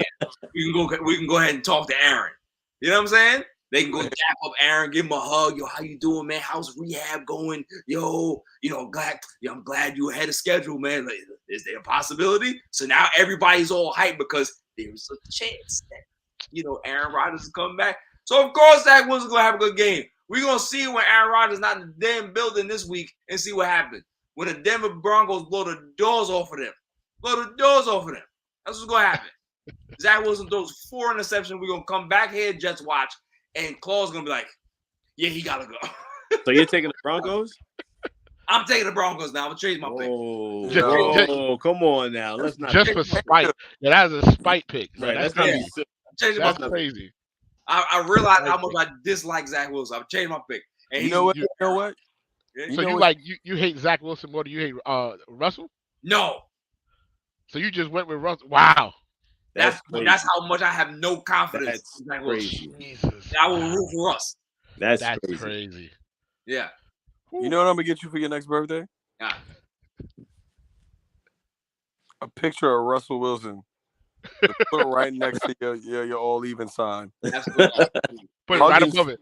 Hugging Ciara, holding future son. Right. Give him the family photo. I'll get you a picture of Ciara right there for your desk. Right there for your desk. That's your homegirl right there. You love her. Never liked in my life. Yeah. So listen, that is Jets watch. We're gonna see how they fare, but I am not confident in Zach Wilson at all. Just not. Claw kind of, he's swayed me sometimes, but not this week. He's not going to sway me this week. There's been times where Claw, he's spitting bars about the Jets that week, right? Something happens and it ends up, coming to fruition. But this week, nah. Ain't no good feelings. The good vibe is over. They played well against the Chiefs. They lost. Okay? Because of the ref. And they're going to lose again. Hater. Moving on. Hate. Yes, definitely. Hate you, hate your guts. Hope all the bad things in life happen to you and nobody else but you. Moving on. Marshawn Lynch dropped the nuclear bomb on Pete Carroll and Russell Wilson, and I loved every second of it. He was on Club Shay Shay. Shouts to Shannon Sharp. Club Shay Shay is a great show. Marshawn Lynch was probably one of my favorite guests, if not the favorite guest, because of it's just Marshawn Lynch. Like, he's there smoking weed, he cursing, he being himself. Like, it was a vibe. I loved it. Yeah, but what he said about Russell Wilson, and we'll get into the Pete Carroll stuff and the whole Super Bowl thing and how he feels that decision ruined the dynasty, and I agree with him, right? But going to what he said about Russell Wilson was very interesting to me. He said that, and no, this is not word for word, but he said that basically, Russell didn't have the game that he wanted to have, so he tried to reach out to him, got his number from the press guy, and called it, but nobody. No, it wasn't that. He got the number, then he asked the trainer for the number. Yeah, the trainer was like, "Hold on." Russ called him. Yeah, Russ will call you, and Russ called him from a blocked number, so he didn't answer it the first time. So then he was like, "Yo, I didn't get no call from Russ." He's all, well, he's gonna call you again. Called him again from the same blocked number. So he's like, he's talking to him, and he's like, "Look, man, I know you didn't have the game that you wanted to have, but everything, we got your back. I got your back, and basically saying like, if it happens to me, I would hope that everybody else has my back as well because we're a team. And he said that how, Russell wasn't receptive to it at all. Like, what are you trying to tell me right now? Like, so it's crazy how you can be on a team with somebody and you cannot be on a team with somebody, right? Like he always had this, I'm holier than thou than anybody else on the Seahawks. And that's why, like, even now, they hate his guts. They hate his guts because he's fake. He's always been fake. He's always been fake. And the thing is that it didn't have to be like that way. I think Pete Carroll is more to blame for all of this more than Russell is. Russell is who he is, right? He's a weirdo. Right. He's a what do you call it? He's aloof, right? He's one of those guys that you just gotta let him be him. But the fact that Pete Carroll literally protected him and treated him like he was this super elite quarterback, where they were telling him, they're putting him up there with the Bradys and the Mannings and the Rodgers and all these other guys, and it was just like, nah, that's not who he is, bro. Like, we are the ones why this team is good. It's Marshawn Lynch. It's the defense. It's the running attack. It's the offensive line. This is why we're good. Yes, Russell is a great piece to that, but he's not the piece. He's no Tom Brady. He's no Aaron Rodgers. He's no Peyton Manning. That's not what he does. We lead this thing. And you saw it unfold in the Super Bowl. You pass it off to him. He throws an interception. And what he says going back to the huddle is, I'll get him next time. Marshawn Lynch, get him next time? What the fuck you talking about? We in the Super Bowl. And he said that he laughed in Pete Carroll's face. Laughed in Pete Carroll's face because of the play call. So just going back to the whole Russell Wilson thing, fellas, and I'll leave it to you guys to discuss. Is Russell Wilson, I don't know, is he this fake to the point where, like, it's not salvageable? Like, I don't think that he can be able to even be successful in Denver because you know who he is. He's just a fraud to me. I don't know how to put it into words right now, but it's like, can he somehow, like, resurrect his career knowing and people knowing that this is who he is? Well, you're 100% correct about him being a fraud. And then we saw him dancing on that commercial. Once I saw him dance, I knew it was over. I knew it was over for him. It was over for him. Dance like a white man. I look at it different. I look at it, and that's what I was gonna get to. I don't know if it's necessarily that he's a fraud. I think people expected him to be different than what he is. I think he's more of a cornball. You know what I mean? Like, he's the type of dude that, like, he's just a little quirky, he's a little different, you know what I mean? And I think a lot of people expected him to be a certain way, probably because he was black. They expected him to be a certain way, and he probably don't vibe with the way a lot of them dudes on the team act. Like, he's not gonna fuck with them the way other people do. You know what I'm saying? Like, he's more of Tiger Woods. Right. You know what I'm saying? Like, he's a different type of cat. And I think that kind of separated him from the rest of the team. He was super religious. He was always that really extra clean cut. He's always about his image. He cares about his image. I think that's a bigger part of it too. Like, he's always wants to be seen as a certain way to certain people. And that kind of kept him away from everybody, from the rest of the team. They said he didn't have sex till he got married, right? Something like that. It was he's one of those type of people. He's very religious, very prim and proper, like AC Green. Yo, Yeah, get right. him the fuck out of here. AC Green. but I think that's kind of what pushes him away. And then he tries to do the other stuff. Like, he tries to act cool. Right. He tries to do the dancing and stuff like that. Like, he tries to do those things, and I think that's when he comes across as a fraud, because it's not him. Right. You know what I'm saying? Like if he was just true to him, he wouldn't do that type of stuff. He would just be the person that he normally is. If you're a Like, cornball, be a cornball. bro, If go you're play some corny, chess. Like, if you you know like, what I mean? like, be good You a at chess. corny dude. Yo, lean into your being a corny dude thing. You know what I mean? Don't try to act like you're a cool dude or any. Like he's just got to lean into that. And I think when he tried to pretend to be something that he wasn't, when he tries to be that cool cat or whatever, that I think that's what makes people because it makes you seem disingenuous. And when you're a disingenuous person, people don't mess with you like that. And I think that's what makes him feel aloof from a lot of his teammates. Yo, bro, the fact that you say he lost his V card to Ciara, bro. That's crazy, right? Nah, shut That, out your. listen, that's like that's like your grandpa taking you. You know, he gets you a little joint by here. You know, take care of him. That's one of them moments, right? Yeah, that's wild, son. Like, yo, come Yo, on. you Man. wild for that, son. That shit got me tight, bro. That get me so upset. Oh my god, you wild for that, son. I I can't. can't do it. That yo, I didn't like him before that, but I damn sure didn't like him now. But see, that's the thing. Like, I never really thought about him. You know what I'm saying? Like, he a football player. I don't really care what anybody else does in their personal lives or whatever. You know what I mean? You a I football player, do. be a football player. Yo, just go do your job. As long as you're doing your job, it's fine. But once you start trying to do all the extra stuff, that's when people start to dislike. Yo, look at Eli. They looked at Eli like a weird dude his whole career. Eli did not care, son. He stayed that weird dude his But whole. Eli Yo, won when it he mattered.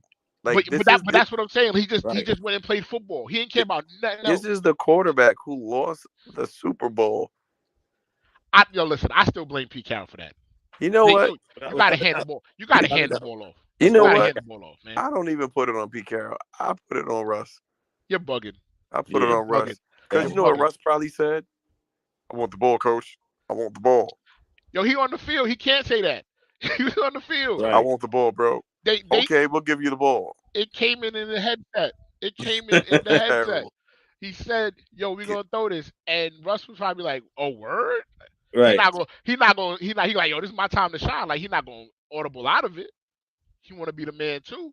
But look, yo, like, how do you not give the ball to Marshall? Yo, he has the most. Marshall Lynch has probably one of the most iconic runs in NFL history, where he runs through an entire team's defense for a touchdown Runs in through the him. playoffs, and you don't give this man the ball on the 2 yard line, 1 yard line.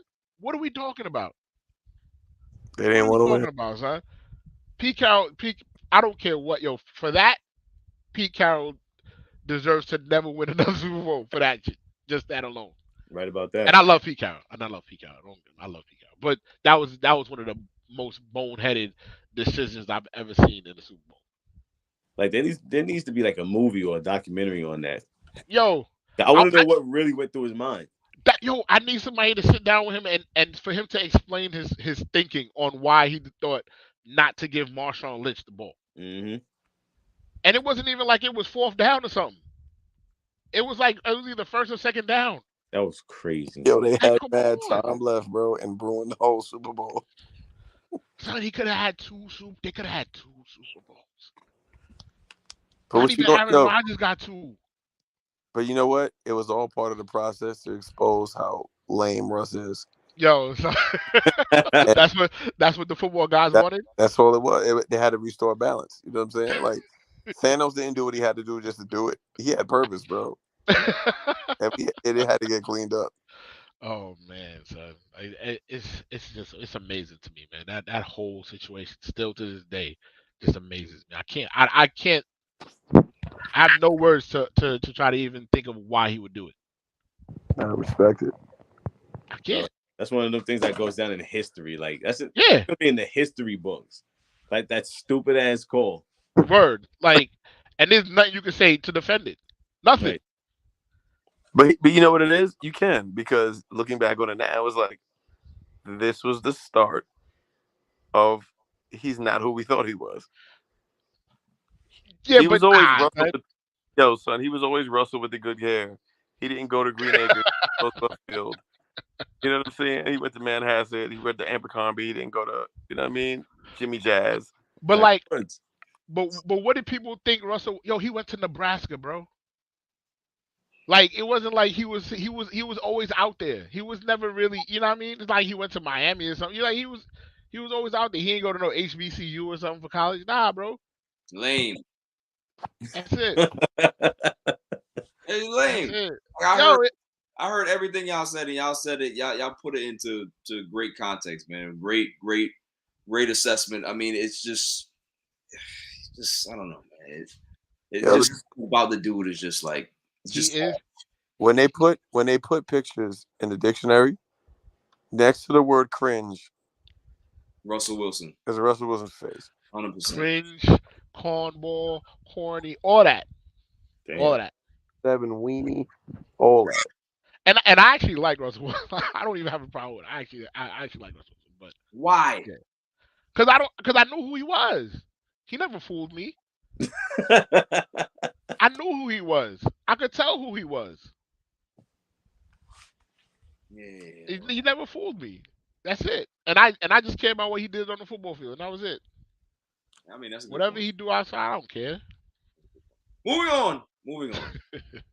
And thank y'all for holding it down because I don't know what the hell happened. We have Mr. Kaepernick and Dwayne the Rock Johnson. There's rumors that Dwayne the Rock Johnson gave Kaepernick a XFL invite or something like that, where I guess he could be able to try out or whatever it was. And according to The Rock, he said that there doesn't look like Cap is too interested in doing it. But here's my thing, and I'd like to just take my time with this because it's a sensitive topic. Kaepernick has gone through a lot. He's been out of the game for 6.5 years. Stood on his square, fought the good fight.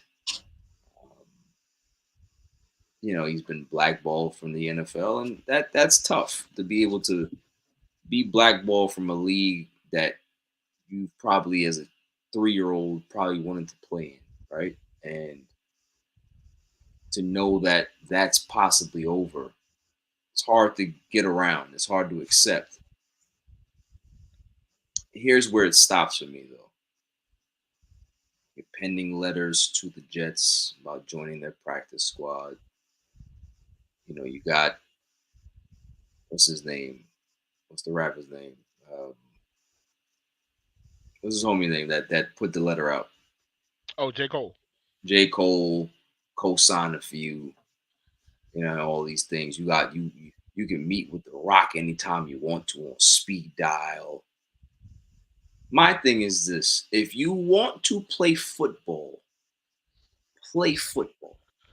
You don't need to play in the NFL. You don't need to play backup to somebody in the NFL. You don't need to be on nobody's fucking practice squad. If you want to play football, go play in the XFL. Go resurrect your career and go play. If you got kids, let them show. If you got a 6-year-old, he's never seen you play football. Go play in the XFL. Go resurrect your career. Who knows what can happen if you be able to play over there and kind of clean up your image, because the last time somebody saw you in pads, you were kneeling and doing your stuff, right? Fighting the good fight. That's the image that white America has of you. Go to the XFL. Go kill. Put up big stats. Go to the CFL. Kill. Go put up big stats.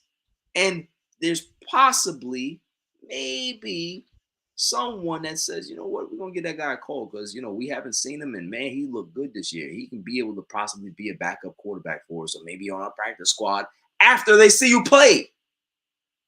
So go somewhere and resurrect your image.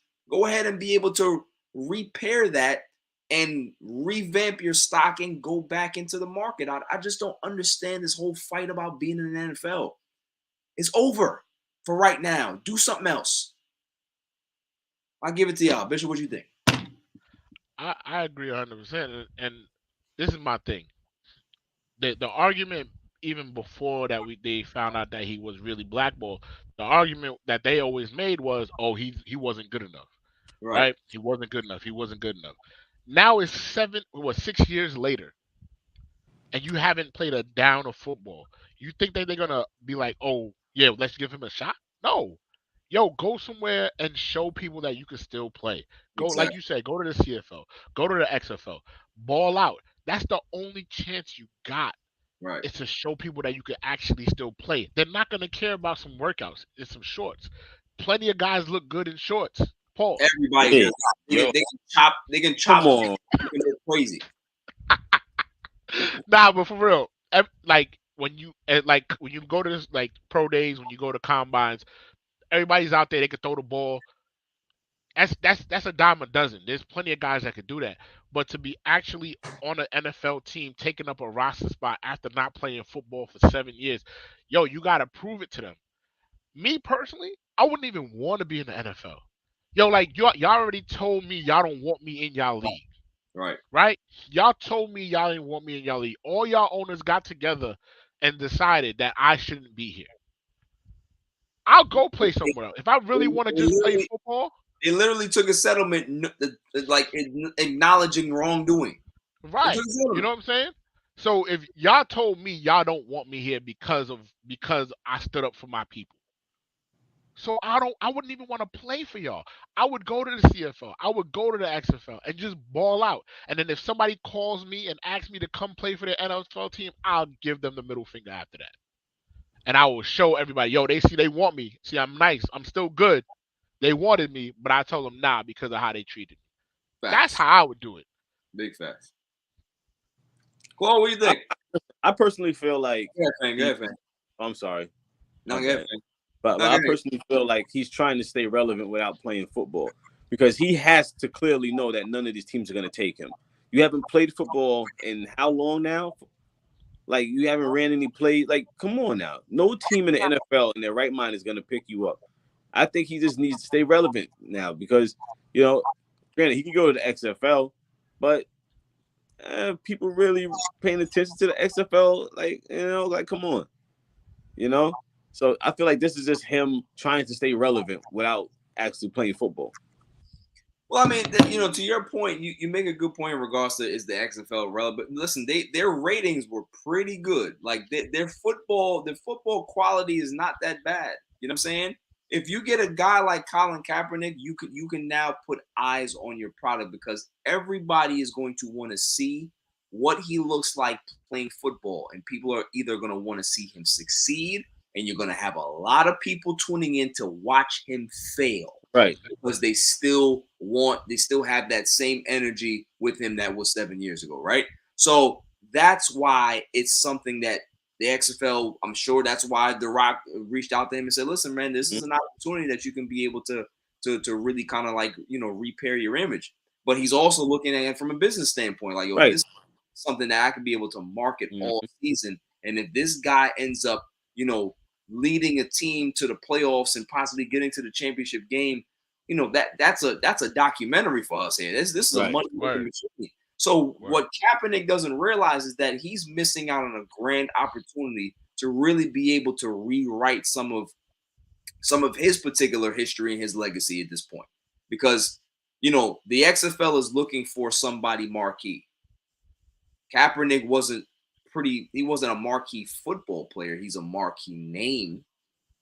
So he needs to be able to put that on the field, put that together, and make something happen, man. And he can be able to possibly be that person that pushes the XFL where it needs to be in a positive way. So Yeah, but this that whole NFL shit. positive way is that positive way is just all right. Here, let's gamble. Right, exactly. Like this is the crapshoot now. Like we're gonna pick him up because we can't get an actual like real quality person here at the moment. So we're gonna take somebody that everyone's been hearing the name. Everybody knows what's going on. All right, we're gonna get our ratings off of that. And if he happens to be good, you know what? Win the chicken dinner. But I don't see him going there and being this great quarterback that he thinks he is. Nah, not gonna happen. Not gonna happen. So yeah, Colin But yeah, Kaepernick. You need at to the give. end of the day, for me, I feel like you gotta ask what is his motivation, right? Right. So like if you just talking about you just want to play football, so there's opportunities for you to go to play football. It's just not the NFL. So when you don't take those opportunities to go play, right? It might come across to other people like you don't really care about playing football. You more so care about just getting your name back into the NFL. Right. You know what I'm saying? So that's where, and that might not be the case. He might really be like, yo, I just want to play football. I just want to play football, but I want to be in the NFL. But if you're not taking the opportunity to go somewhere else to prove it, it just comes across like what you said, Fang, that he's just trying to keep his name out there in the ether and just for people to talk about him and stuff. And that might not be the case, but that's might how it come off to some people. Nah, that's exactly the way it's gonna come off. Claude, what do you think? Him chili. Him chili. Him chili. WBH Radio says Cap scared to get exposed. 100% correct. That's a bar. Could be true. 100% Could be true. correct. It's that whole thing about failing, right? Like, you know, if you've been away for so long and you're failing, Mm-hmm. you know, that then can be actually put a stamp in a bad stamp on your legacy as well. So yeah, Especially for those people that already felt like you couldn't play. Now they're gonna be like, you see, he can't play. right. So they was right to not. It wasn't about him for his stance. It was about he couldn't play, and that's what they're gonna try to use to validate that. 100. I hope someone gives him a shot in the NFL just so he can flop. Come on, relax. You gotta relax. I don't know, bro. He don't got it. We ain't asking you no more. We're not asking you. We're not asking you. Man's new name is Tape Delay. Yo, that was funny as hell, son. Crazy. Wrong with this man. Moving on. What else we got here? Oh, yeah. Well, we talked about that already. We don't need to talk about that. Let's go to. Okay, let me bring this up. Does Jonathan Taylor have any leverage? Because I read something today where he was like, the only reason why he kind of didn't show up to camp is because he wasn't healthy and all the negotiation stuff was just negotiation in the off season, and he's ready to play football. He's here. He's ready to play. So can we believe, like, was all that stuff in the off season BS? Because we never really necessarily heard it from him. But you know, anytime Jim Irsay says something, you have to believe it because that dude's a wild man, right? So, you know, you have to take it. You have to say that there's some truth behind it. But if he does want out, I don't think that he's gonna get what he wants, or the Colts are gonna get what they want from him. So I think the best thing is to just stay at home. But does he have leverage? Does he have leverage in some type of negotiation because he's such a great quarterback or running back, excuse me? Or is it one of those situations where he's kind of stuck? Thoughts? It's the NFL. He's stuck. Yeah. He has no leverage whatsoever, and that's what the issue was here. The reason he's still on the Colts is because the Colts wouldn't accept any trade offers for him. I guarantee you there was teams that are out there that offered plenty for him, but the whole NFL has I don't know if it's collusion, but the whole NFL has gotten together and decided that they're gonna undervalue the running back position, right? So even though it's proven every single week that you need to have a run game to be successful in the NFL, so they know running the ball is important, but they feel like they can get anybody to do it and it'll be the same thing. And it's been proven multiple times that is not the case. But they just know that if all of them stay the course and don't give anybody big money, they don't have to pay any of their running backs big money, and that's what it is. So he's not going to have any type of is he a great back? Yes. Are the Colts hurting for him not being there? Are they really? I guarantee you that stadium is still full. I guarantee you they still buying jerseys. I guarantee you concessions lines are still long. So that owner is making money hand over fist regardless of if the only person that's getting hurt right now is he's at home not getting a paycheck. Right. And that's well, you know what? It makes sense what he says about the whole collusion part, to be honest with you. Because at the end of the day, running backs win games. So, why undervalue them? In my opinion, it doesn't make any sense. Well, granted, all right, they do get injured, They do take a lot of, hits and stuff like that. But a lot. At the end at the end of the day, they win you games. Like Marshawn Lynch could have won one if they would have given him the ball. But that's my whole thing. But all right, so look at how they treat the quarterbacks. They gave Daniel Jones $40 million. Yes. Crazy. $40 million, right? And he's never performed to the level to even remotely deserve $40 million. But they do that for every quarterback. He's not even he's the 14th.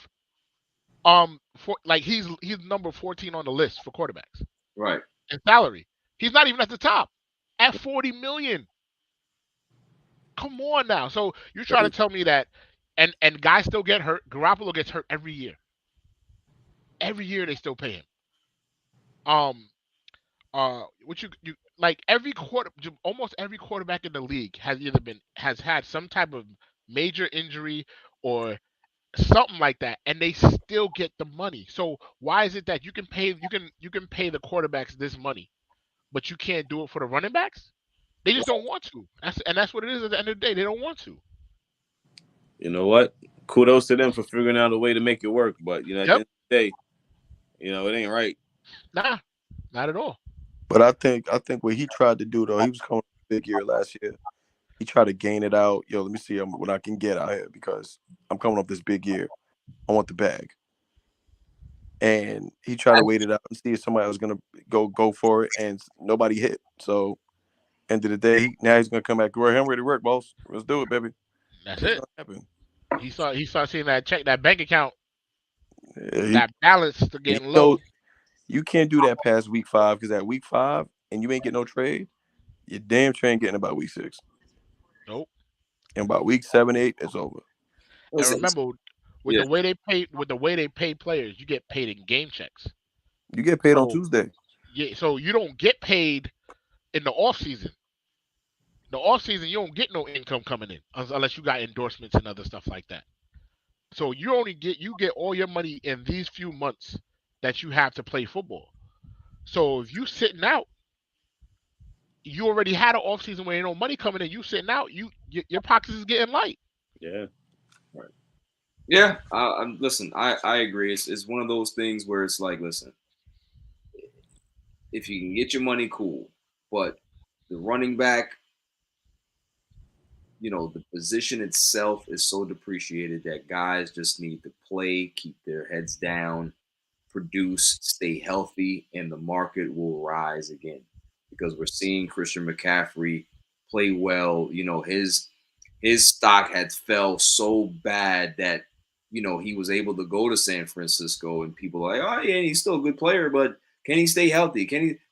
But now he's starting to show his worth again, right? So that's what the running backs need to do. Just stay healthy, find a way to stay healthy, show your worth, and then you're going to start to see that market start to rise again because guys like Bijan Robinson, they're out there, right? Guys like that are out there. And if you can be able to get some high quality elite running backs out there to be able to be a part of your franchise and help you win, like Fang says, because they do help you win, it's very important. So, they just have to literally bite the bullet and take whatever scraps that they can fight for right now until the big payday comes somewhere down the line. So that's just the way it is. we are going to go to my irrelevant news of the week. I know you can't hear my whatchamacallit. So can you guys hear that? Yeah, Yeah, a little bit. just Ah, low. That's okay. As long as you can hear it a little bit. The irrelevant news of the week. Love it. What do we got? Let's see what we got here. I didn't find a lot of them, but the ones that I did find, pretty good. Pretty good. Okay. Dirty 30 gone wrong. Woman celebrating birthday at Disney World says she got a painful wedgie and severe, you know what, laceration Way after to go. riding water slide. Files Wow. $50,000 lawsuit. She a crackhead. She a crackhead. Yeah. Who sues Disney for $50,000? You a crackhead. You gotta be a crackhead. Who sues Disney for 50,000, bro? If you 50,000. suing Disney, you supposed to be suing for like 50 million. Who comes up with this price? Whatever lawyer she gave you, bro, fire him immediately. Fire him immediately. Disney World, and you go for $50K? I'm with Fang. That's crackhead prices right there. That's something's off. Something's way off right there, sir. Crackhead prices right there. That's crazy. That means they made it up. 50,000. They about to settle that. She's just trying to get a bill paid. Right? She's trying to get some credit card bills paid off or something. That's it. You wild out. 50,000. They're like, how about we give you a job? You just dress up as Jimmy Neutron and walk around. Word. That they'd rather do that than give her 50. Right. Mind you, you're getting mad at the park for your dumbness. So you caught a wedge. Ain't nobody tell you to wear that stupid ass outfit. You could have worn something regular and went down the slide normal. But you wanted to look on your 30th birthday. And now you hurting. Now your hospital bills is probably $50K, and that's why you suing for $50K. Get the hell out of here. I guess she can't handle birthday sex. Yeah, she get nothing. She get nothing. You too stupid to have a good time. Yeah, moving on. Las Vegas mother suffers devastating loss after CVS mistakenly gives her abortion. Oh, yeah. Wow. Bruh. Wow. Damn. That is crazy. Now, see, that's where you sue. But see, now that's 50 million right there. That's where you sue. And the crazy part is, like, when you're watching them in court, the I guess the owner of the CVS or whatever, he's like, well, that's not our problem. That's their problem. Pointing to the two pharmacists that work there. Wow. Like, that's not our problem. That's on them. They shouldn't have done that because they was trying to like shut them down and this and that. And he goes, nah, why should I have to suffer? They did it. I mean, that's the thing, though. I'm like, that's crazy. That is Listen, man. CVS is these two idiot brain people that gave the wrong medication. You know, as a pharmacist, I guess like in a way you should have your own insurance, because if you're giving out the wrong medication to people, why should they have to come down on the company? Like, you're a pharmacist. But at the end of the day, you're selling it as the company's the one that's getting the money. It's not the pharmacy. It's not going in directly to the pharmacist's pocket. So at the end of the day, CVS is the one that's going to be at fault. They're cutting the checks to the employees, and they're receiving the money from the insurance and the doctors or whatever who when they get the prescriptions. That's going to CVS. That ain't going to the pharmacists. They get a good pay, but bro, that's going. They profited off of it. So bro, at the end of the day, to the pharmacy and I'm like, here, let me get some Tylenol, and next thing you know, I have an abortion. that's crazy. Come on. That's crazy. Both should be liable because you're the idiot that hired her. Right. Well, or hired them. Whoever they hired to give out the medication, you hired that idiot to be your pharmacist. I always look at CVS as like the bootleg guy on the corner that you buying the old DVDs from. You don't know what the hell you're gonna get when you open that box. Sometimes you can't trust CVS, bro. I don't really go there for much things. I go to Rite Aid or Green. I go to Walgreens. What's the difference? I go to Walgreens. What's the difference? Nah, son. There's There's difference. incompetence everywhere. No, there is. There is, but I see more incompetence at CVS than I see what the other. You know, when you walk into some of them CVSs, you be like, well, I don't it's know some if of I them. should. Like your CVS, I went in there to get beer one day, and the guy tells me, "Yeah, I wouldn't really get the beer from here. If I was you, I would on the street. I Right. would beer like Beer, stale." That See, beer that- super stale. all beer. yeah, so It'd that's be like- why, yeah. It'd be like 4 cans left. You got to make your own 6-pack. The self-pay machine be all messed up. Like it's the worst. The They worst. give you that 15-mile long receipt. Yeah. Nobody don't care about that shit. They only take cash. But word. If you go to a CVS and they only take cash, run immediately. Yo, walk out. Yo, son, that's a scam. So you need to get out of there and get out of there Run fast. immediately, fam. That's got to be in the hood, son. Is it safe to say that like any like business, like established a business storefront and everything, if you only taking cash, that you're doing dirty business? Money laundering. Without a doubt, right? Money Yeah. laundering. Got to be. So that's all the Chinese. They got But the you know a lot of where they just do coins. Like, if you got a laundromat and you still only do coins, that's how you know you're laundering some money. Oh, hell yeah. Hell yeah. 2 things, bro. I saw a pizzeria the other day start charging service fees just to get pizza. And it's a mom and pop joint. Service fees. But then even delis and like corner stores and bodegas and all that, yo, they charging credit card processing fees. Yeah, It's 4% more just to use a credit card. Because they got to pay for those transactions. Yeah, they got to pay for those Or transactions. easy. Anything over like, I think it's $5 or $10, something like that. They got to pay. They got to pay like $5 for the trans. That's why they say, yo, minimum such and such for a credit card transaction, because they're just trying to cover that cost that they got to pay per transaction. But if you pay cash, hey man, you good. Don't trip. Listen, that's because they ain't worried about it. They ain't worried about the cash. They ain't worried about that. They already good. They books is good. That's Big it. facts. Big facts. That is my irrelevant news of the week. There's only 2 shows this week. Moving on to some basketball. Bishop, your Nets thoughts?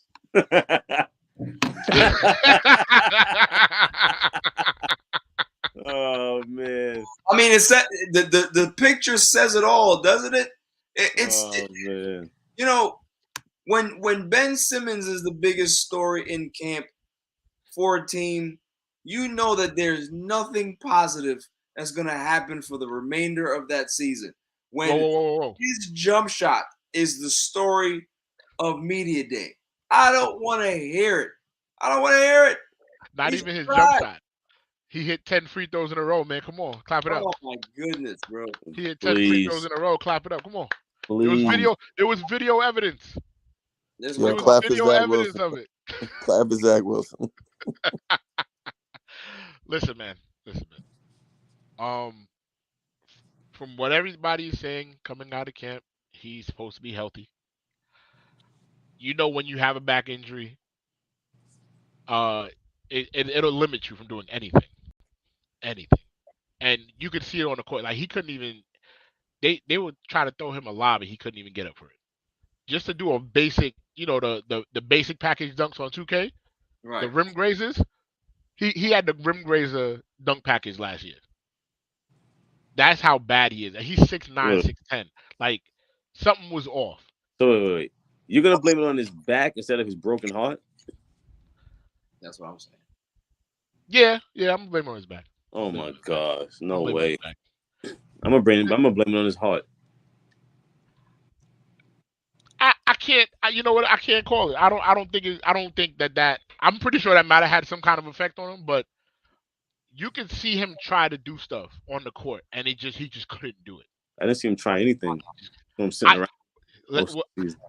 Let's be real. How many Nets games you actually watched? Come on now. Come on now. That's a great point. Ain't nobody watching.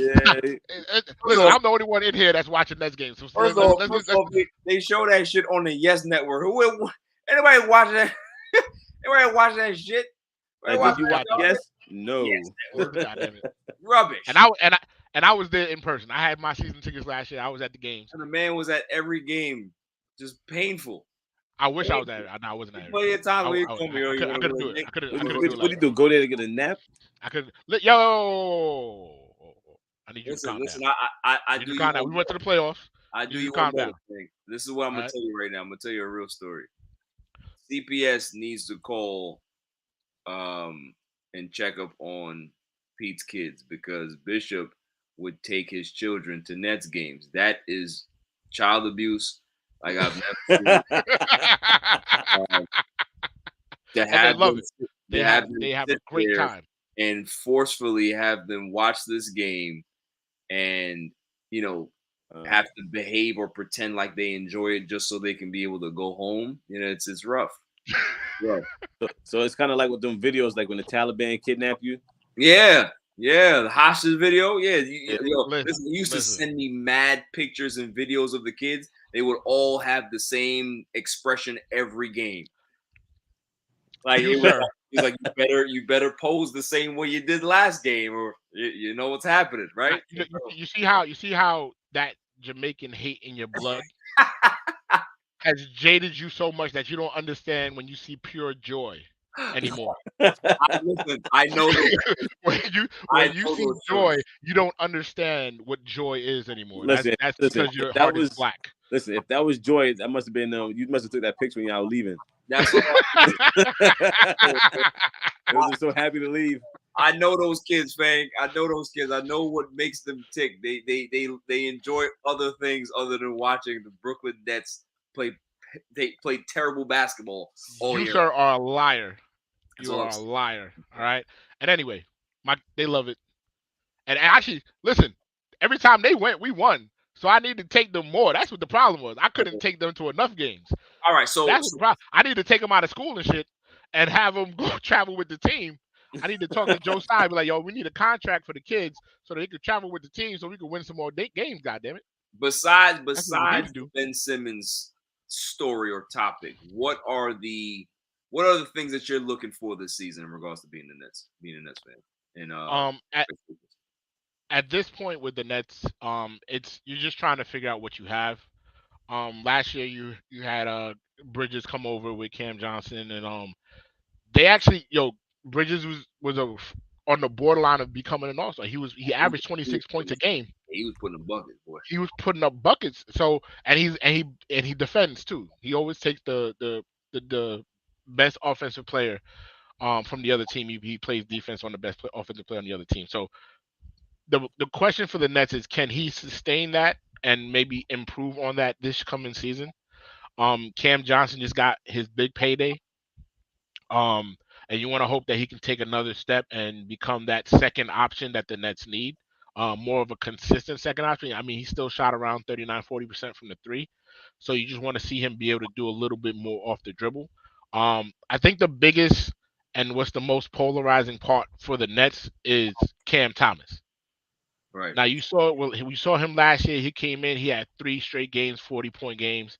But then you look the following week and he has one DNP here, another game he only played 5 minutes, and then he falls out of the rotation again. And then you put him back in at the end of the season, he scores another 40-point game, almost scores 50. So it's like a lot of people are like, oh, but he needs to learn how to play defense, and oh, but he's just a scorer. That's all he does. But there's been plenty of players over the years that have just been scorers. There's plenty of stars in the league that all they do is score, but they don't play a lick of defense. But for some reason on this team, it just seems like they harp on his defense to kind of find a way to bring him down. And so you got some people that agree with the organization. They're like, oh, nah, he needs to play, have an all-around game in order to get minutes. And other people are like, yo, we're not trying to win a championship anymore. It's one thing when you have championship aspirations. You got Kyrie and KD here. So you like, yo, let him, chill off to the side because we can't have him hogging the ball or getting heavy minutes if we're trying to win. But now that you're not in that mode anymore, you're just trying to see what you got. Right. Especially since you traded away a bunch of your picks for Harden. You can't lose, because if you lose, you don't got your draft pick. Let the kid play. Give him a shot. And then even if you don't like him and you don't want him on the team, at least you showcase him, and then you can get something of value for him if you trade him on the trade market. Sitting him down and not giving him any minutes doesn't make any sense. Yeah, I'm with And you.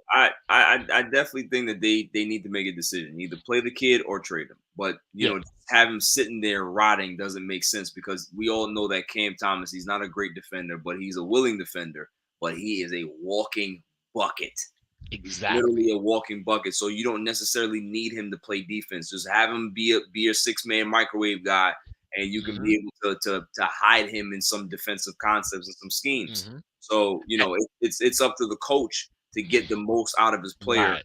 especially when he's on Exactly. the field, on the court. Like there was a lot of guys that were great offensive players and weren't great defenders. That didn't mean that they couldn't play. So it's one of those things where you were saying that even last season that you just don't think that uh And Jacques Vaughn. yeah, Jacques Vaughn is a fan of Cam Thomas. Right. And it shows because if Yeah. you're not going to play a guy that can literally get you 35 points anytime he blinks, that's a concern, right? Mhm. And I think that's something that he needs to speak to Cam Thomas about, clear the air, and find a way to get that type of production in your rotation. It just doesn't make sense to sit there on the bench. So Mhm. I'm with you. I hope that they get that going. I like Cam Thomas. I think that's the only person that I like on this team. And It's because he's a Kobe fan. That's I know. I yeah, know. Yeah.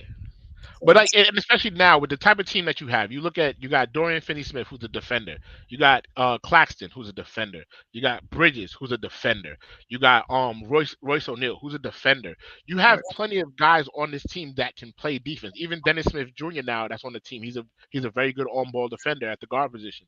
So you have enough defenders on the team, whereas even if he's not a strong defender, you can make up for it in scheme. yeah, I agree. So there's absolutely no reason for you not to play him. So it's up to the coach, like we said, to figure. You got to figure it out. If you're a good coach, you're gonna figure it out. Lou Williams for years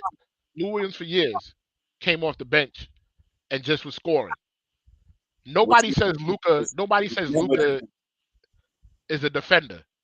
You know what I'm saying? Right. Nobody says Trey Young is a defender. So Right.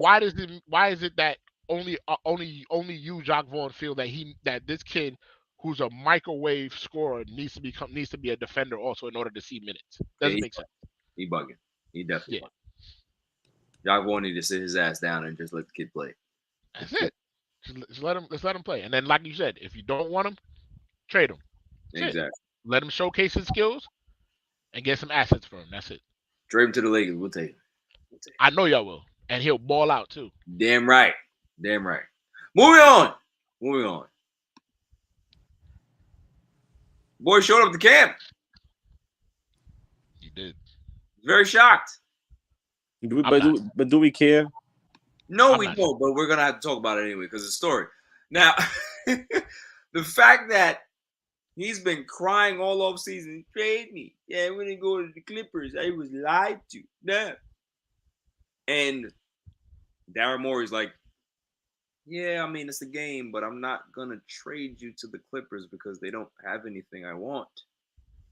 I mean, this was always going to be the deal. James Harden at this stage of his career does not have much value in regards to trade value. Yeah, he can still be able to give you 23 and 10 and stuff like that, but we're talking about actual trade value that a team is going to say to themselves, we are a James Harden away from winning.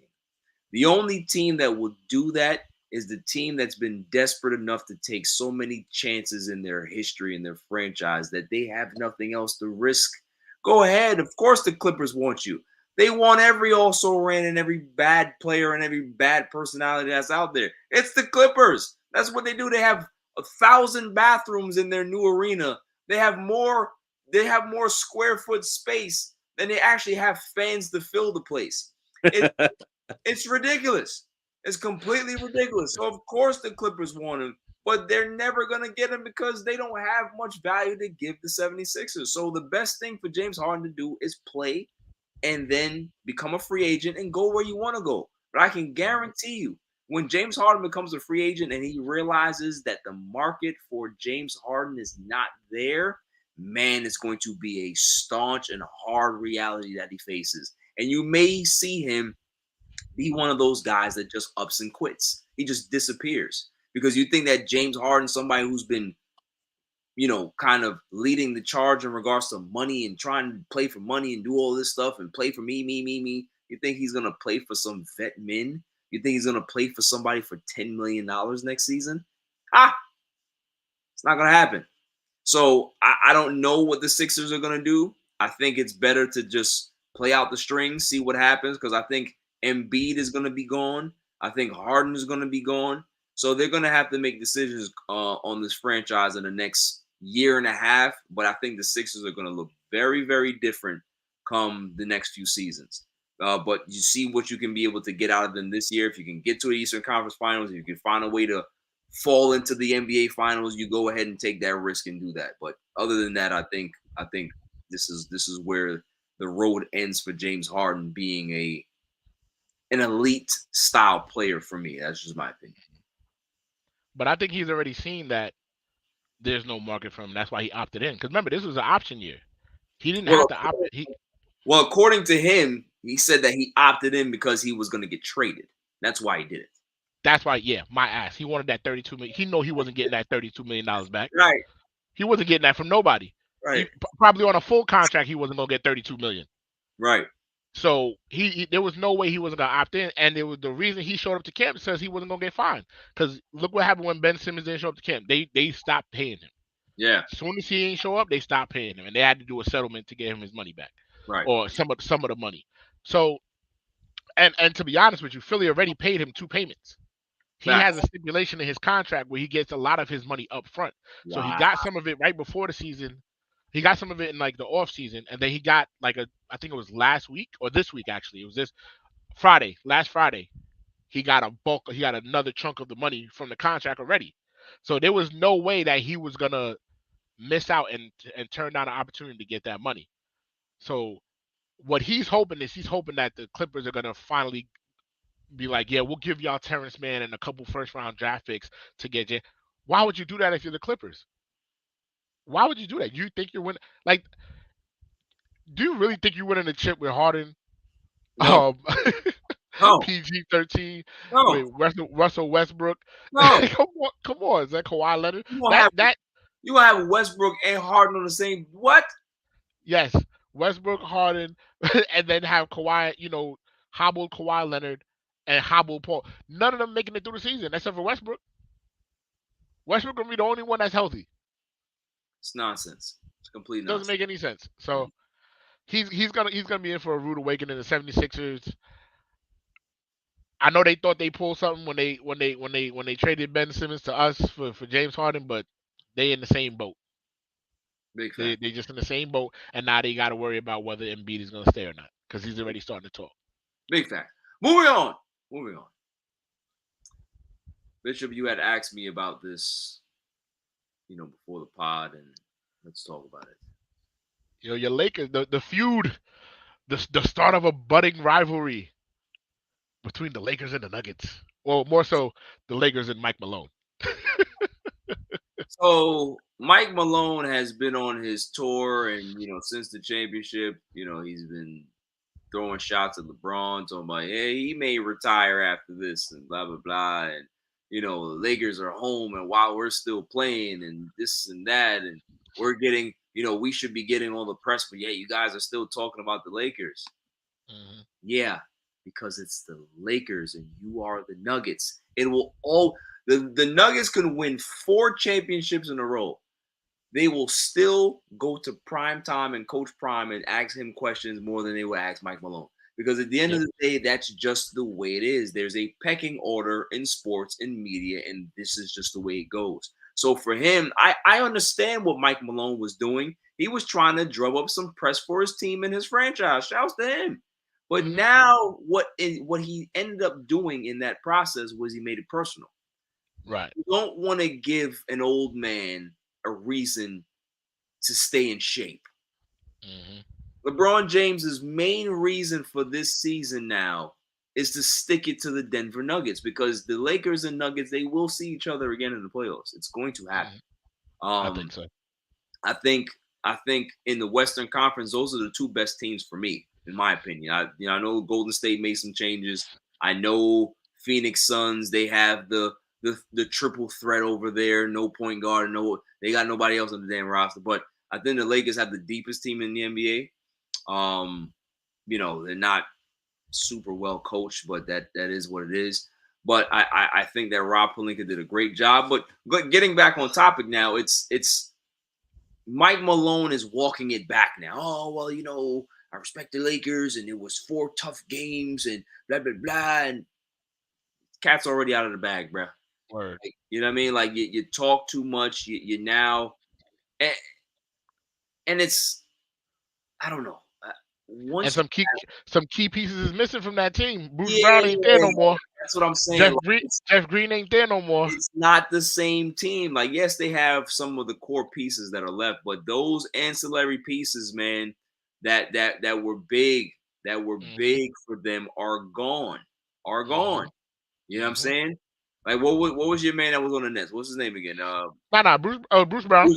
Bruce Brown. He's on Bruce Brown and Jeff Green. Both of them was on the Nets. Both of them won their chip last year.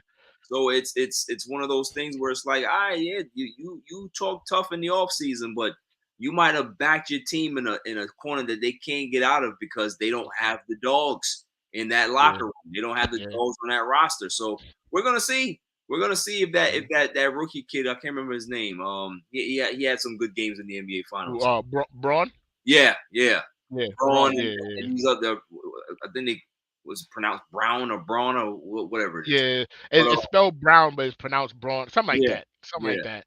And so then they also you gotta hope that that Porter Jr. takes a step. Right. He's very inconsistent too, but if he can be more consistent, then they got something with him, right? So we're gonna see. I think the Lakers gonna bust their ass. I do, because I'm telling you, those games when I had broke that series down, because I was doing lives and stuff and going on the show and talking about it. Those games were won based on a few possessions. Few possessions. The Denver Nuggets were more consistent. They made the big plays and they protected the basketball in those few possessions, and the Lakers didn't, and they lost. So if that's the case, the Lakers are coming back with the same team, added some pieces. Yeah. Fang, you are a Lakers fan. Did you run off like Claw? What's up?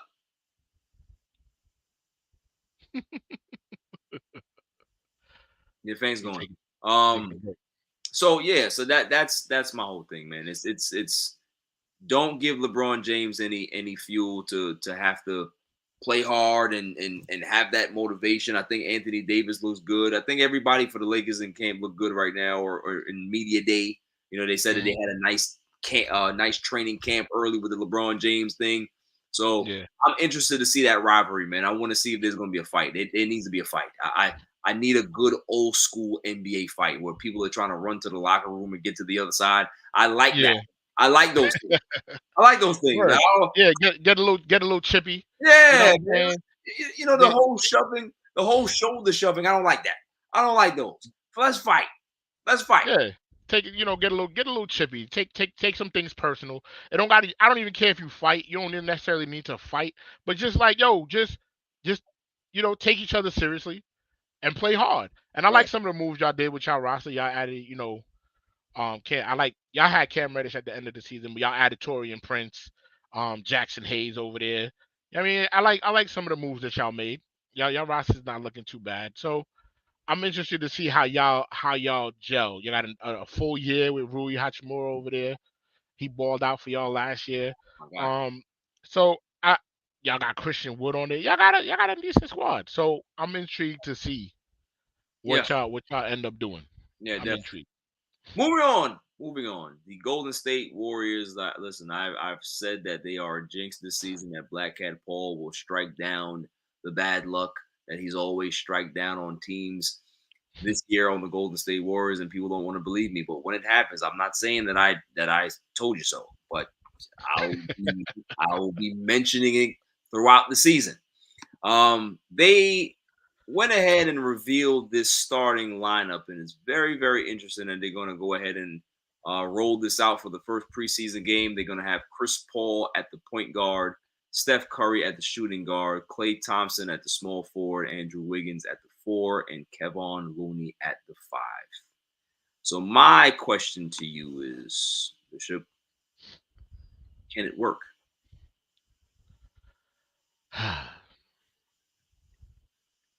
I don't know. I don't know. It's gonna be interesting to see because so normally the person who runs the offense really is Draymond Green. Right. And so now you're putting Chris Paul in the position to run the offense. A big part of why that worked with Draymond Green is because the big had to guard Draymond Green. And then when Draymond is setting the screens and doing all the cutting, doing all the passing and everything, that opens up the middle for some bigs to be pulled away from the rim. So now if you got Chris Paul as the one that's running the offense, you can match up on that a little bit better, one-on-one. Like you might be able to do a little screen and roll here and there, but you're not worried about a pick and roll with Moody with what's their center name? With their center. You're not worried about that too much. So I don't know. Their offense was based so much on so much movement, off ball player movement and everything like that. Is Chris Paul going to be able to, at his age, to be able to work with that type of system? And that's my question. I think Chris Paul is still a smart player. I know that he can't play the minutes that he normally would play because I don't think he'll last through the season that way. But the question for me is just going to be, how much can you actually put that lineup out there? And how successful is it could it really be? Are you going to have Paul in catch and shoot situations? Because he's never really done that before. Are you going to have Chris Paul running off screens, curling around screens, running all the way through? I don't see that. And I don't even see them doing that with Clay as much as they used to ever since he hurt his knee. Yeah. So, and his Achilles. So I don't know. I haven't been sold on Curry's coaching decisions the last couple of years, especially even in the Olympics. He's had some questionable decisions.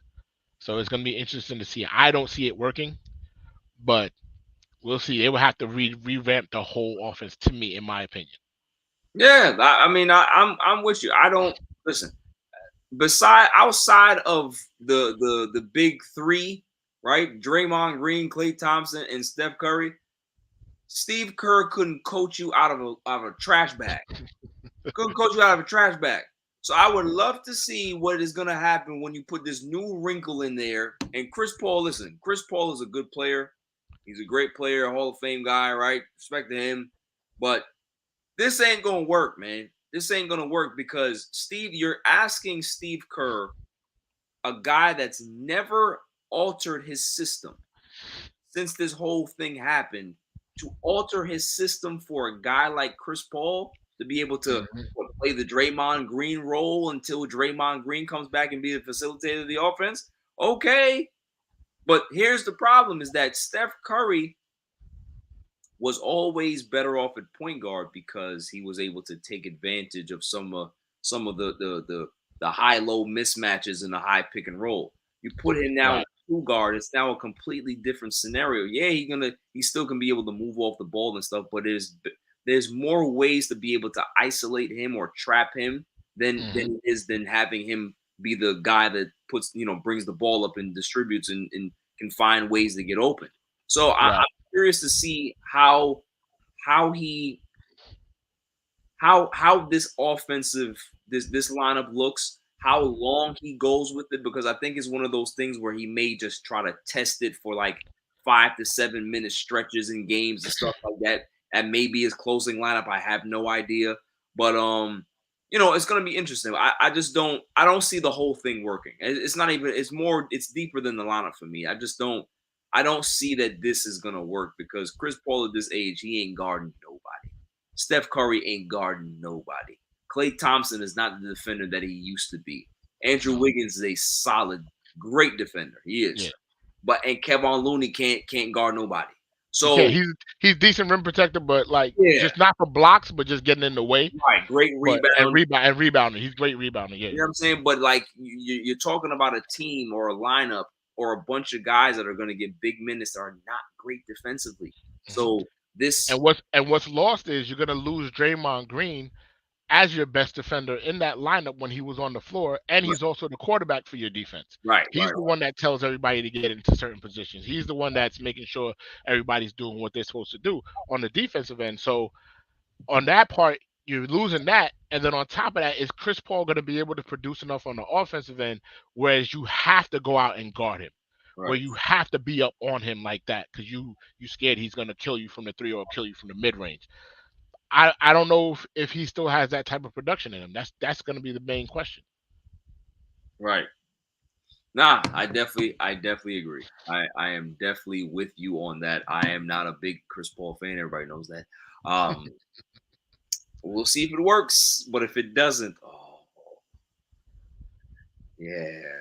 Now I'll do long segments on the Golden State Warriors this season. It does not work. I'm telling you right now. I got a few people that I got receipts for. So yeah.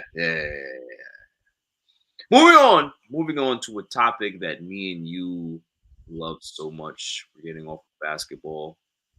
We're heading into our Mets. Here we go. David Stearns hired as the new president of baseball operations for the Mets, and he's already started to clean house. Buck has resigned. Everybody's saying that wasn't his call, but we all know what this is. New management, guys want to hire their own people. Grew up a Mets fan. David Stearns did. Said he snuck into Shea Stadium a lot. Lived and died with the late '90s team, the John Olaroos, the Mike Piazzas, the Todd Zeals. You know what I mean? The Ray Ordonez. Those were the guys, man. So I like David Stearns. I think that what he brings to the table is a guy that knows the game, knows baseball. You saw what he did with the Brewers. But he's also a New York guy, right? And he knows, and he's a Mets fan. So he knows what this franchise and what this fan base is dying for, is what we're craving for, because he's one of us as well. So for the first time that we can actually say that, we literally have one of us in the booth or one of us in the front office. So what's your thoughts on David Stearns being hired? And, this was kind of like one of those, worst kept secret type of things that as soon as he didn't, extend his contract with the Brewers, everybody knew that he was going to sign or, take that job with the Mets if he wanted a job. Yeah, I like it. I felt like we needed somebody in that position because I think who was the last person? Omar Minaya that had that was the last person to be the president. Yeah, so I think we miss him being there. So I think having David Stearns there, another person who has love for the franchise, I think it's good. I agree with him letting go of Buck. I don't necessarily know I don't think it's his fault what happened this year. As you see some of the stories coming out saying that Vogelbach was forced on him and like he was forced to play certain players. And I think when you do that, it kind of makes your manager lose the locker room. Yeah. Because like you got players on this locker room, you're looking around like, yo, why they keep playing this dude? He's trash. Like, and when you look at the manager's supposed to be the dude that's supposed to be, I run this team, I'm the one that's gonna make my lineups, blah blah blah blah. And when you see that he's being made impotent by management, you kind of gonna lose a little respect. Like, I don't gotta listen to this dude. What am I listening to this dude for? Right. He don't even run this team. He just here. You know what I mean? They just need somebody to be in the dugout to talk to the refs, to talk to the umps every now and then. So I think that hurt the locker room, and I think it caused a rift in the locker room between the management and the players, and I think that's what led to a lot of the bad stuff that happened this season. So I'm happy that happened. I'm happy that Epler is gone. I told you that before it happened. I was like, yo, he need to go too. He hasn't done anything to warrant being kept. And once I found out that he was going out, I hit you right away. I was like, yo, he's out of here. Yes. So I'm happy with the move so far. And I'm just hoping that we can get some good players in here and fix some of the things that we need to fix, like the bullpen. Or just getting players, letting the young kids get some trying to shine. You got to bring these kids up. Every other team that's successful now, they're starting to bring up their players a little bit earlier just to get them to get a little bit more experience in the big leagues. Like at some point, they got to show what they got. You can't always just keep him down in the minors and be like, oh well, until he produces in the minors, then we'll bring him up, and then he gotta readjust to the big league. Nah, let him adjust to the big leagues first. Let them see what they got, and if they don't, they'll set them back down. It's all right. It's not a big deal.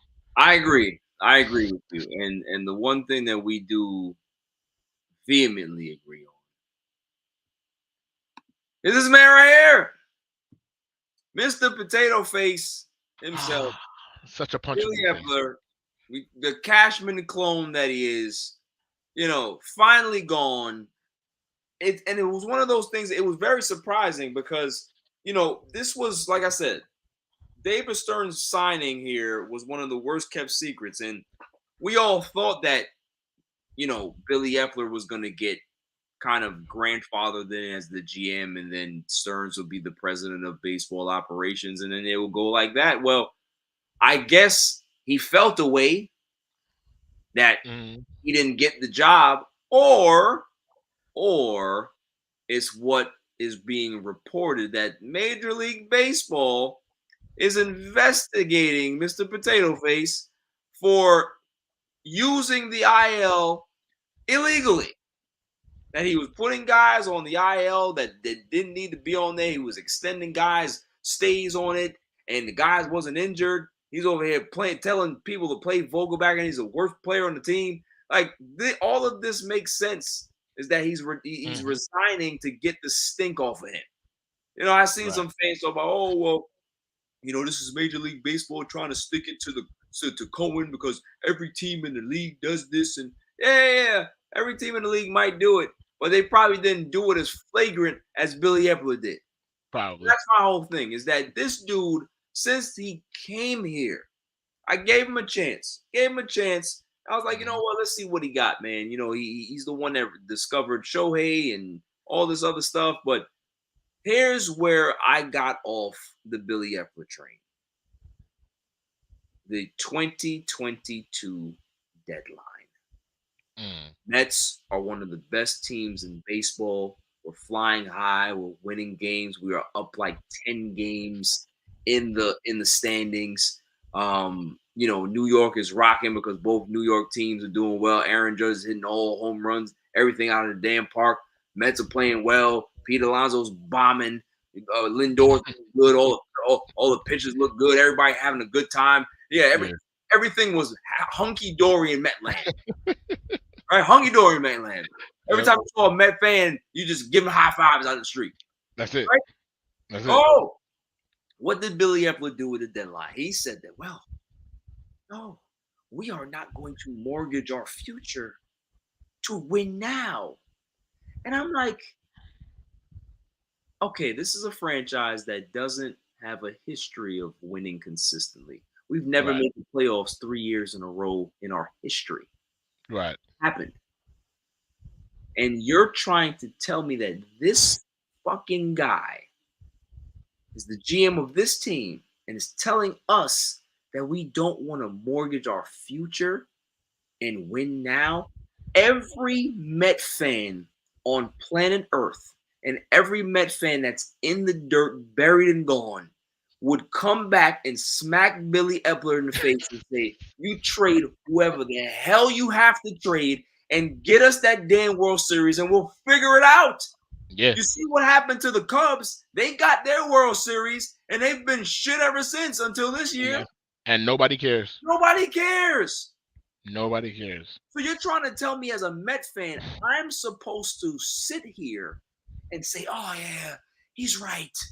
Let's not mortgage our future. We're one of the best teams in baseball, have a chance to win a World Series, but it's not about the World Series this year. It's about 5 years down the road, and we have the richest owner in baseball. We should be worried about our farm system right now. Screw the farm system. Get the ring, and then you fix the farm system. What are we doing? That's when I was off the Billy Epper train because I knew that this guy was incompetent. From then on, it was all downhill for the Mets. They tanked in September, lost the division. We lost to the Padres in the wild card round, and we haven't recovered since. Nope. We haven't recovered since. So this just goes to show you that some guys out there think they're too smart or more smarter than everybody else. It's just like Brian Cashman. Brian Cashman believes he's the smartest guy in the room. And that's why the Yankees are in a bad spot that they've been in, because over the last decade, the farm system has been poor. He doesn't want to spend money, and he goes bargain bazaar shopping. And this is why you see one of the worst lineups in baseball that they had this year. Right. Billy Epper would have did the same thing to this team. Look who he gave money to. He gave money to Starlin Marte, somebody who's never played a full game, a full season in his career. Gave him a guaranteed 4-year deal. Is Starlin Marte gonna end up playing the rest of his years out for the Mets? I don't necessarily think so. He may be traded this offseason if they can be able to trade him and find a suitor for him. So all of these decisions that he made, some of them worked out, but most of them didn't. Because he's an analytics guy.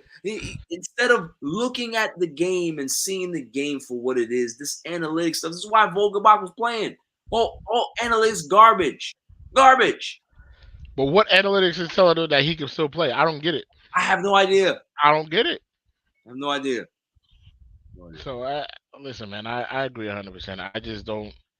You know me with baseball, it's always a little funny. I just don't get why you would continuously put somebody out there. You already, as far as baseball goes, you're already failing 30% of the time. Like, if you fail 70% of the time, that's good.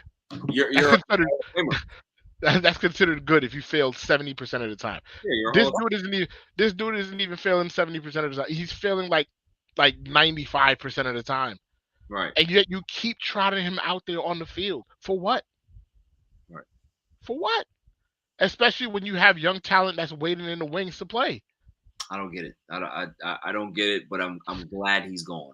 I am so glad that he's gone, because now we can be able to build the right way. I think we have, if Craig Counsell wants to come to New York, man, that would be good.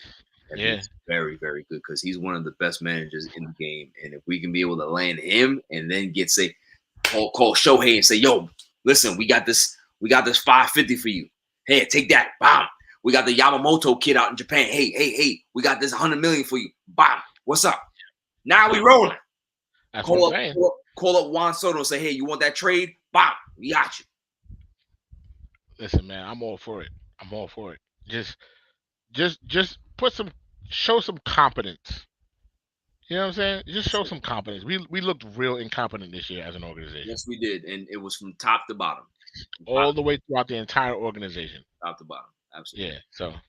Yeah. So now we are at the end of the show. Greatest segment on the planet, Dummy of the Week. Do you have one? Because I have. I was trying to think. I'm trying to think of who I could give my Dummy of the Week to. I think mine would have to go with it has to go to the Giants special teams coordinator. Since the start of this season, he's already let up a field goal block for a touchdown. Just this past game alone, he had 5 penalties. I think it was like over 60 yards in penalties. He doesn't have the guys coached up on the field goal protection and know that you always got to block down when you're playing on the field on the offensive line on the field goal. You never fan out to the outside, which allowed the block to happen. Like, so many things. You got players running into kickers. You got players holding, giving the other team up first downs after first down after first down. Like, you have one job, and it's to take care of the special teams. If you're gonna, special teams is supposed to be one of the safety of the team. If you're not gonna have any kind of discipline on there,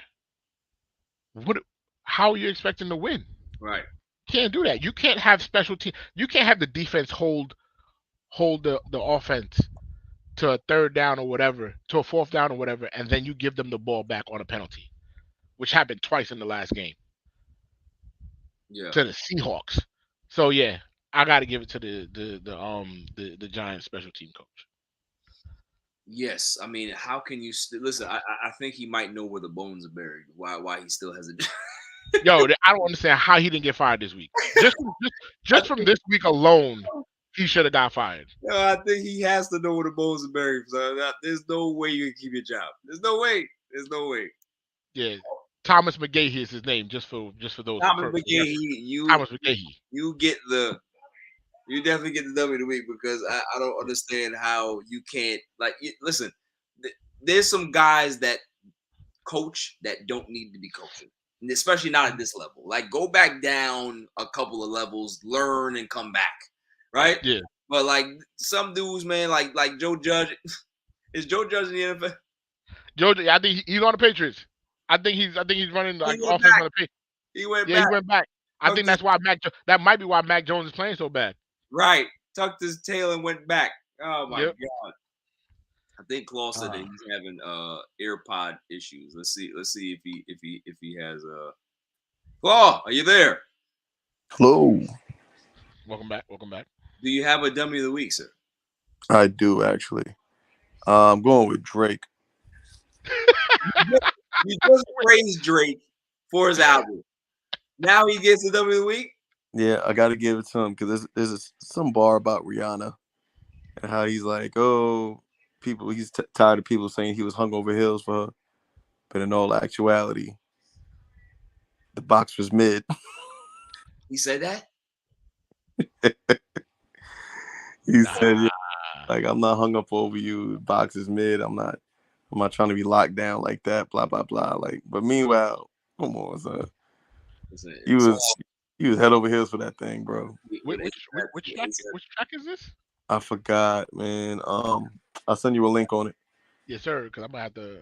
Yeah, you gotta dive into that one, son. Put hands on Drake. Yeah, he went crazy.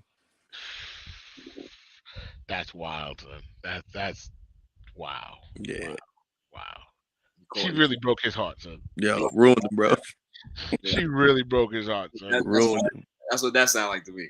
Yeah, for him to put that in the song, yeah, she broke his heart, son. Yeah. He meant that shit. Yep. Yeah. That's crazy. Unbelievable. Box is mid, bro. Box is mid. So Crazy. Drake, you definitely get the. Yeah. I don't believe it. I don't believe it. I don't think that's mid. I wouldn't think so. Listen, just the crazy alone. Like remember we talked about Britney Spears, right? Like the crazy. You never hear no crazies with mid. It just doesn't go. It doesn't go well together. No. The crazies normally, yeah, they're wow. No. Oh man. I have my dummy of the week. I have a picture queued up. It's all good. May I have the drum roll, please? I don't even know if I have a drum roll. I had a bootleg drum roll before. I'm going to play this bootleg drum roll. May I have a drum roll, please? There's the bootleg drum roll. And the winner for dummy of the week, Julius Randle. Julius Randle is my... Now, it's one thing to be a New York Knick.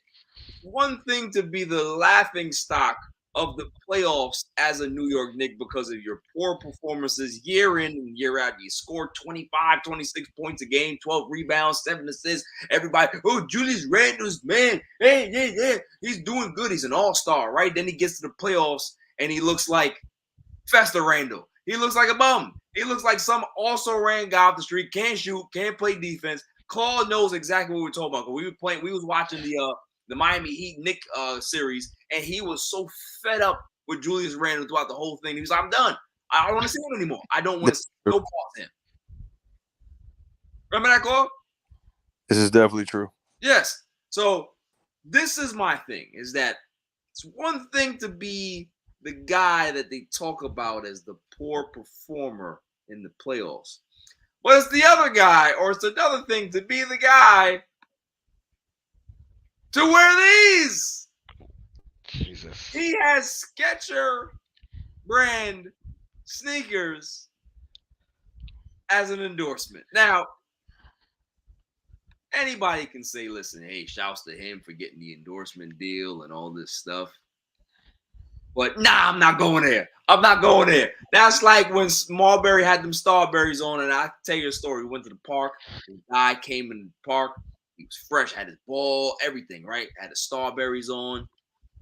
Played the game, right? They had him in, and the one dude on the other team was like, yo, go at him.